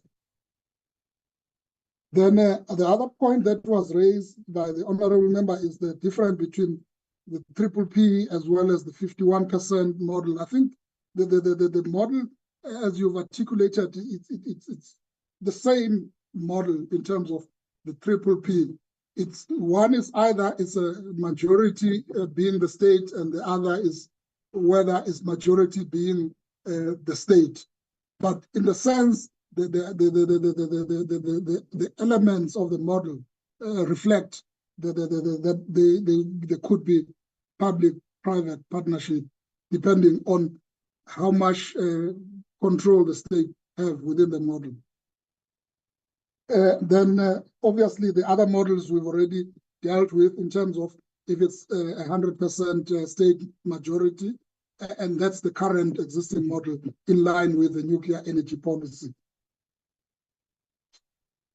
And then there was a question around whether there's been any interest from other nuclear designers. Very important to indicate that when we issue the request for information, it was an open request for information to all different designers that could come forward and indicate what their technologies could offer. And we captured all of this, and it covered different design technologies. So that was covered. One point that perhaps the honorable member is raising is that we keep referring to the pressurized water reactor, PWR, as the technology we're looking for. Very important that in terms of the technology that will finally be looked into, that those will be the matters of a procurement process once the procurement process has been embarked on. But we are referring mainly to the PWR because the nuclear energy policy prescribed that the government would want to continue with the deployment of pressurized water reactors. And that's the anchor around which we then work to look into whatever the various possible technologies will be. But that's a matter that still will have to be finalized once the procurement process is done in future. At this stage, we are not there. Then there was an issue. I think I want to deal with the issue of the energy availability factor. DG has adequately covered that issue in terms of how we look into the mix as government. Our policy is that we embrace all technologies, and they all have various benefits that they offer to make sure that we have a comprehensive solution that we provide to the public to ensure that there's a security of supply. The issue that was raised there was the energy availability factor between the renewables as well as versus nuclear. That is a point that has already been covered in terms of what our orientation as government in terms of how we look into all of these technologies. We embrace a government energy policy of the energy mix, and all these technologies are important. Then in terms of the environmental friendliness that you've also raised, very important that nuclear is seen as one of the clean energy technologies and as a solution to mitigate climate change commitment. So it fits very well within the ambit of the renewables in as far as the carbon emissions are concerned. So it is in that category. Then the demand analysis, I won't go to that. The DG has already covered that in terms of the work that has been done. Then you had also, the honorable member had also raised the issue of the National Treasury attitude towards the build, own and transfer model. Look, I think it's important that we have engaged the different stakeholders in terms of what the different approaches are, and we are still continuing with that conversation. The discussions have not yet been finalized in terms of agreeing what the ultimate optimal approach is. But fair to say that we will be taking the three potential models for cabinet for a decision, and that's where we are. Then the cost-benefit analysis between the Denefontein and the pay spend, I think we would request that our ESCOM colleagues make an input if they have an input in terms of whether this exercise has been done. Then the question, has the EIA been done for pay spend? Our understanding is that when the EIA was submitted, it encompasses both Denefontein and the pay spend, and so it was done. And the decision then was arrived at by the Department of Environmental Fisheries in terms of what the preferred site, in terms of the record for decision, and that process was then for the Denefontein, and that process is still unfolding, as we've indicated in the request. How long will the public participation take? I think that process, the DG has covered that. I would not cover that. And then looking into the issues that were raised by Honorable Member Maylan, are looking to, most of them have been covered by the DG.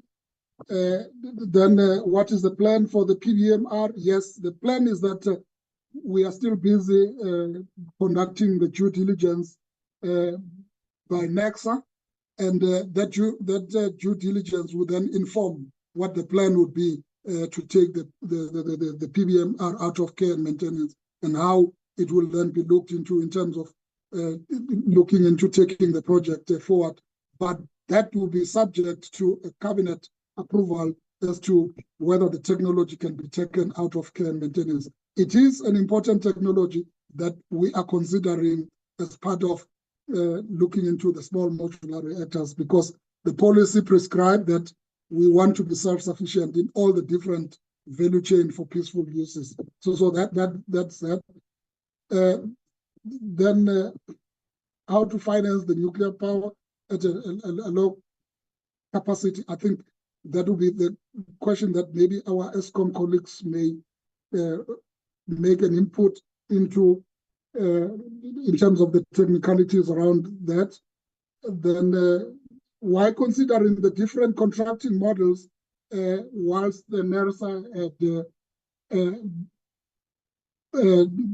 make a requirement that the department should follow the EPC contract? I think very important to indicate that what we're demonstrating in the presentation is the outcome of the procurement framework study, what the study indicated, and all of that, and the different contracting models that we look into, looking into the various interrelationship between the revenue, the financing model, and all of that. The NERSA has made that decision, but it's very also important to note that the DG has already indicated that that determination has been withdrawn. So we'll be starting a new process that will then be dealing with all of these matters.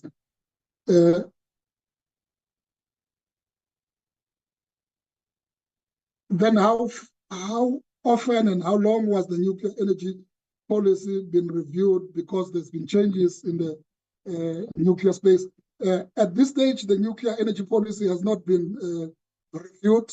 There has not been a need that has been identified to take the policy through the review process.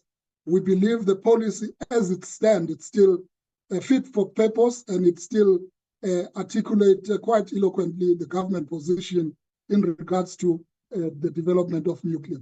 Once the process, we've done the analysis to determine whether there's a need to revise the policy, that will be communicated, but we are not yet there. There's no decision to review the policy. It's still valid.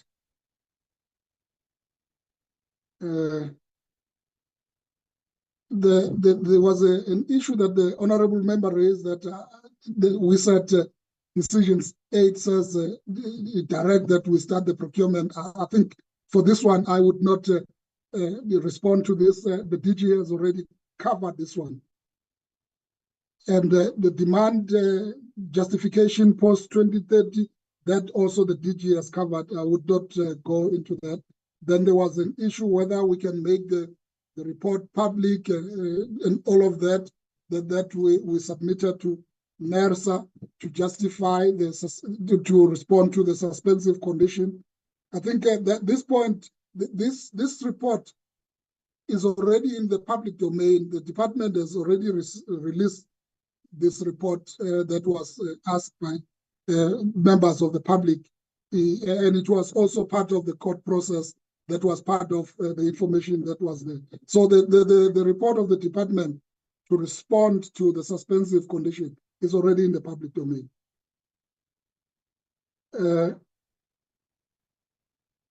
I think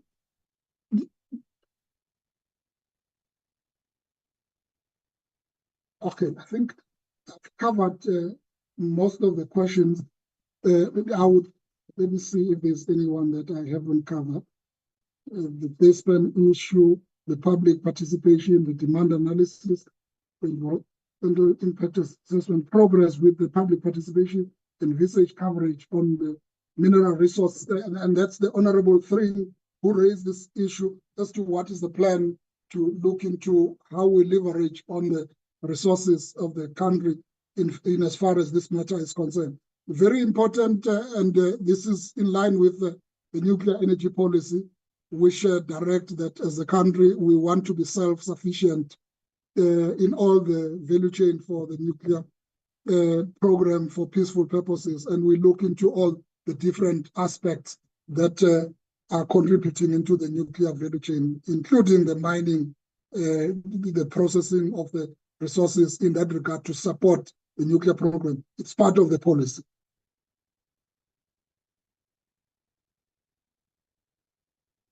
The human capital development for the nuclear new build.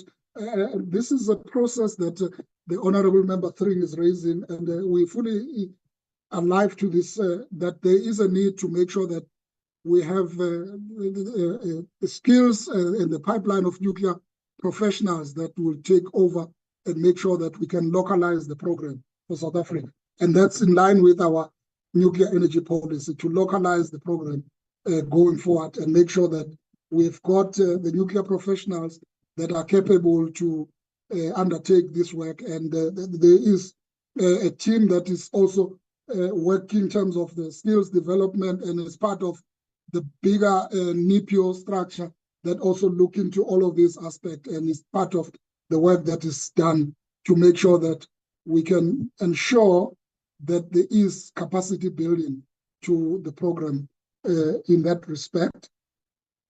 Let me see if there's any. Okay. DG, I think I have covered most of the questions, and if there is maybe others that I would have left, I would appreciate to those ones to be raised so that we could address them as well. I hand over to you, DG. No, thank you, Honorable Chairperson. Those are our responses to the questions. If there are any that we skipped, we can be alerted so we can respond to them. Thank you. Thank you, DG. Let me, yeah. Honorable Mwalimu? Thank you, Chair. Chair, there were some questions that weren't answered or were inadequately answered, in my opinion. So the DG deflected the answer when I said what demand analysis was conducted for a nuclear new build, and he said, well, it's not for nuclear. But the point is that it is demand analysis. So it's demand for electricity. And my question was, what demand analysis was conducted? If your answer is the IRP, Horizon 1 ends in 2030. So we're going to be building a nuclear power plant that comes online in 2035. What's the demand going to look like in 2035 and beyond? And that hasn't been answered. The other issues that weren't answered, I pointed out about the costs of SMRs and how they were using a benchmark of $5,000 per kWe, and how the current literature and reviews seem to suggest that it's significantly higher than that. So how do they justify using $5,000 as a benchmark price for determining overnight capex costs? That's the second thing. Then with regard to the PBMR, I asked, do we have the skills and capacity left in South Africa to take PBMR out of care and maintenance? A lot of the people that worked on PBMR have gone all over the world. They're working in Russia, they're working in China, they're working in Saudi Arabia, they're working in America. They're no longer here. So do we have that skill to carry on with that? I asked about the transmission infrastructure from Taspint and Danafontein and whether those had been factored into the build cost. Didn't get an answer. I asked also about the cost, not so much the choice of mix or base load versus dispatchable, or dispatchable versus non-dispatchable power. Let's not talk about base load. Let's talk about dispatchable versus non-dispatchable power. But I asked whether or not the impact of an increased uptake of solar in particular had been factored into whether or not nuclear would take on more of a load following role than a base load role, given that solar provides its energy during the course of the day. Has that been factored in, and has it been factored into the costing? Because you cannot talk about a 95% uptime. Even Koeberg doesn't have a 95% EAF. Koeberg is operating somewhere around 72%, Mr. Molefe. I also asked whether there was any discussion with commercial banks to provide debt financing, didn't get an answer, and whether or how government proposed financing a nuclear new build. There wasn't an answer to that. Then, Mr. Mbambo, you said one EIA for both Danafontein and Taspint. I'm sorry, sir, that is incorrect. The Department of Environmental Affairs, as it was then, rejected that several years ago when they said you have to have an EIA for each alternative site. So my question again is, do the existing EIAs need to be updated? Do the NISL's applications need to be updated, given that they were submitted back in 2015, 2013, whenever it was? Do they need to be updated? What process must be followed in order to make sure that a nuclear new build can proceed at those sites? And if we don't get answers to that, we can't proceed. So I think that the obfuscation that's coming out of the department is regrettable. And I think that there needs to be, you've already acknowledged that there needs to be greater transparency and openness, but this isn't coming through in this meeting. It really is not. And, you know, if that's the case, then we shouldn't be playing in the nuclear space at all. Because one of the prime issues about nuclear is that it needs to be carefully regulated. There needs to be proper oversight. There needs to be proper accountability. I'm not getting that feeling, that warm feeling from the Department of Energy. I'm certainly not getting it from the DG or the DDG.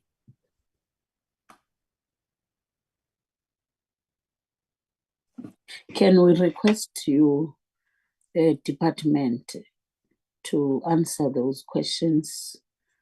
At least we have to be out of this meeting. Over to you, department.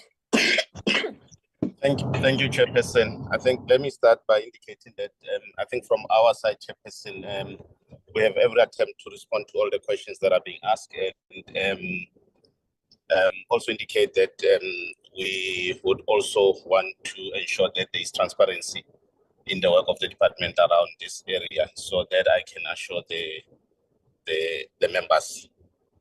In terms of the questions that were asked, I'm going to respond to 3, and then Bambo will respond to the rest of the questions.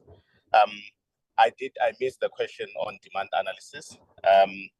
The demand analysis was done as part of the report that was submitted to NESA, the regulator. We've also made this report available to some of the parties that were part of the legal proceedings, that those parties submitted a request for access to the information to the department. We've since made those reports available, and that report can be made available to the members as well, for the members to see the demand analysis that was done beyond 2030 as part of the response to what NESA had put as the suspensive conditions.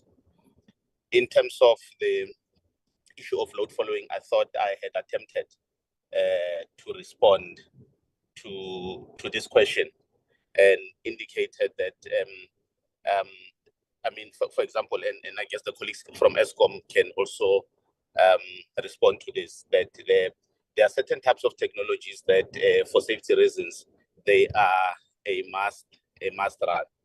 In terms of load following, yes, it is likely that with the high uptake of solar, there's likelihood that some of the technologies that are part of the system will have to operate at a lower load factor. I don't think that analysis was done, and it will definitely be done as part of the consultations going forward.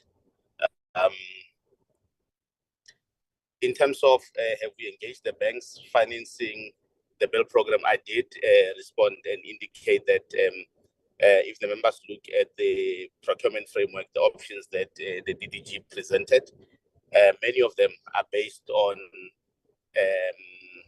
procurement that is similar to what we're currently doing with the IPP office, whereby basically the user pays. Obviously, the parties that are contracted to build the power plant are the ones that have to go and raise the money from the markets or from wherever they need to raise the funding from. So it's not for government. I think we all are alive to the constraints in terms of the fiscus. There is no expectation that the program will have to proceed with the government putting obviously money from the fiscus on the table. You can respond to some of the questions that the honourable member asked. Thanks.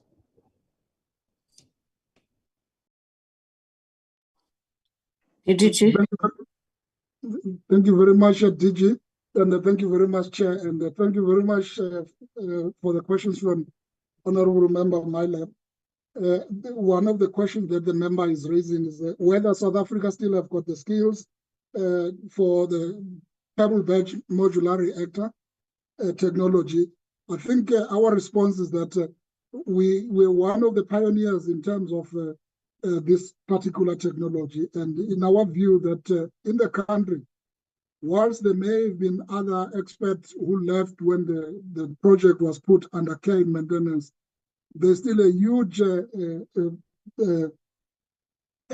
team that is in the country that is engaged, that were part of the PBMR, and they are engaged in a number of different projects. And we believe that the country has got sufficient skills for this type of technology. And that's the reason that we're looking forward to transfer the technology so that we can leverage on the capability that the country has. And in fact, when you look into some of our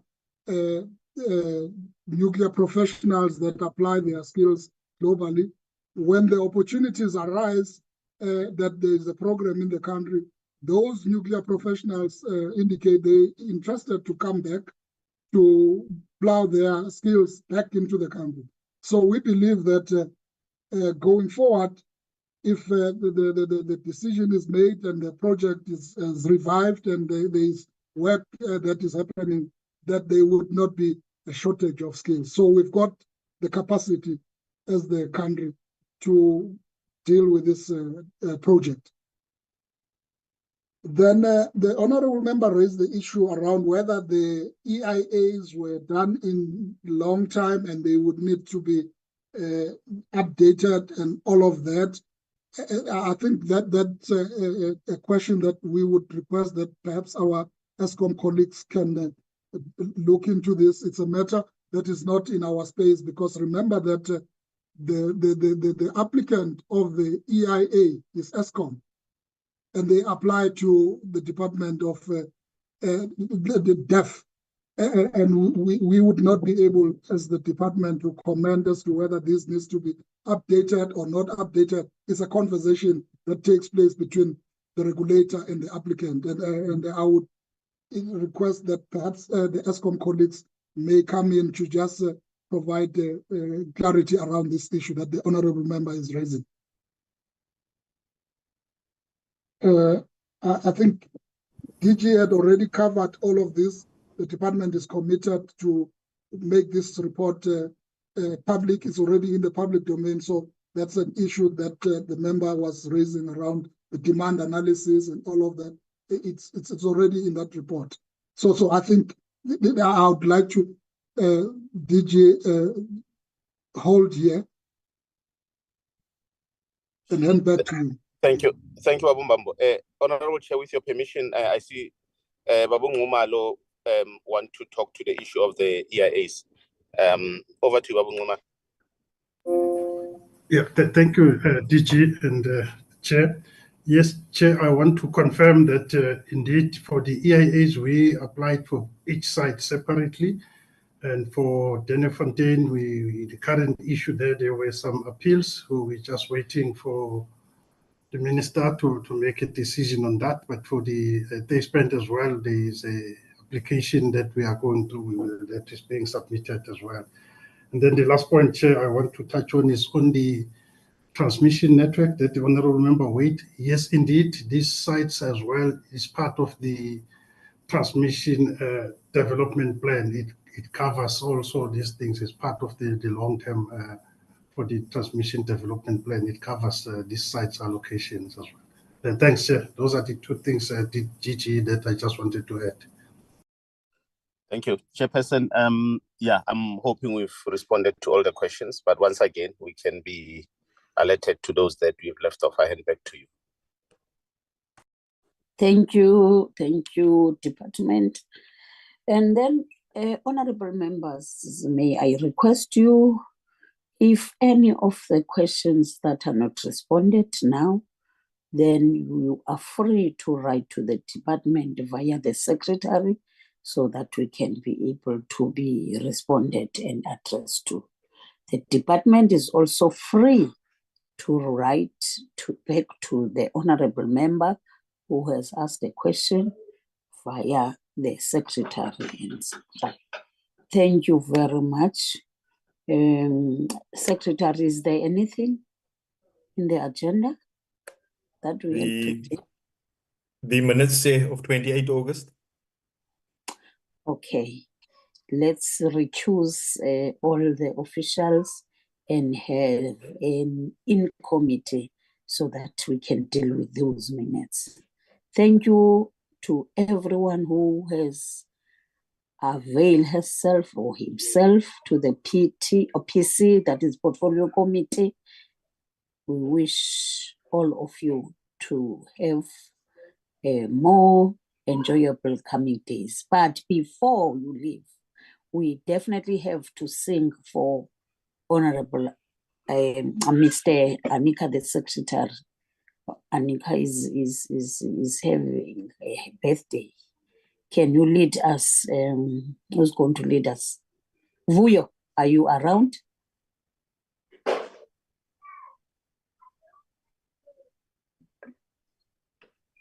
Vuyo, can we do that before other officials leave us?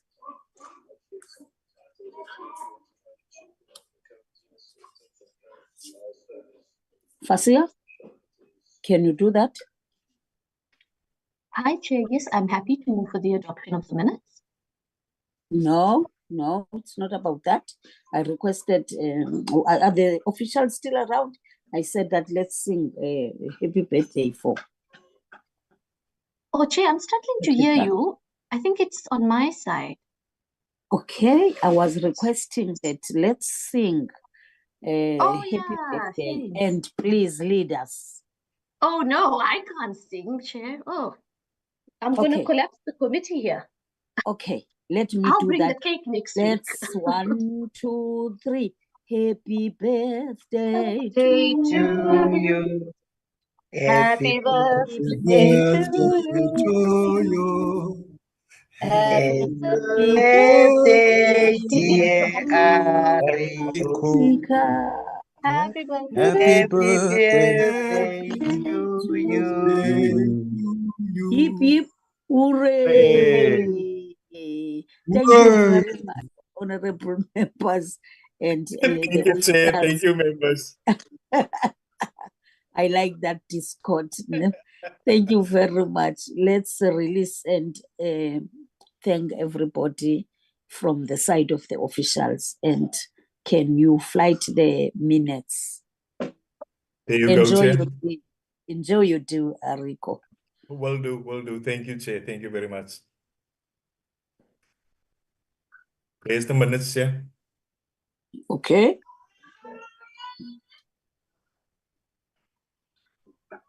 Page 1, honorable members, corrections first. Is there anyone who has been left out by mistake, not intentionally? Page 2. Presentation by Nexa, NNR, and also NRWTI. Thank you. Move on. Any corrections in those pages? Not. Move on.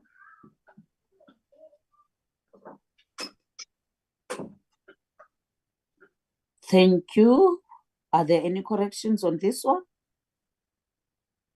Nothing. The last, in fact, NNR. Any corrections?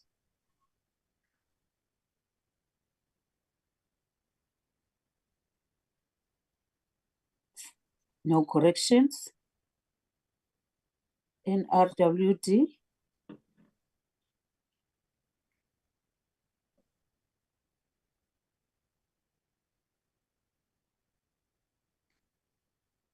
Adjournment. Any other is there any other corrections? Nothing. Can we then get into, in fact, there are no matters arising for now because it's today, it's other entities that are reporting to us. Then can I get an honorable member that will confirm that this is a true reflection of the minutes of that day and deliberations of that day? Honorable Fasina? Thank you, Chair. I'm happy to move for the adoption of the minutes as a true reflection. Yes, thank you very much, Honorable Fasina. And then any seconder? Honorable Malek?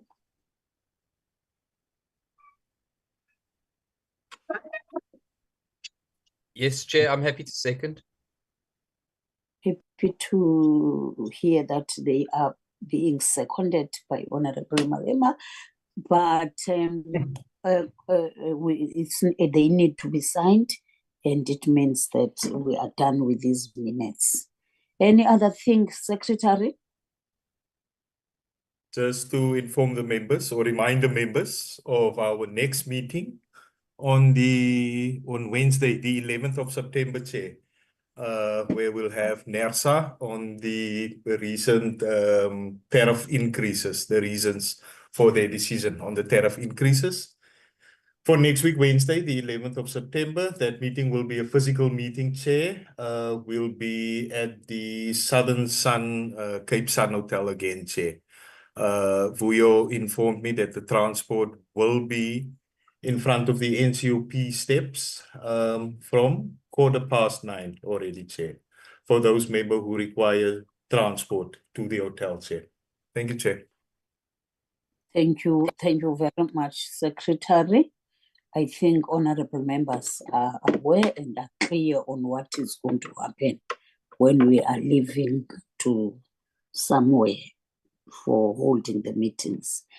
Let me thank every honorable member that managed to avail their time to be in the portfolio committee, knowing that we still have to join the House at 3, but at least we still have time to go. It's 10 to 2 now. So let's go for lunch, and the meeting has adjourned. Thanks ever so much. Thank you. Thank you, Chair.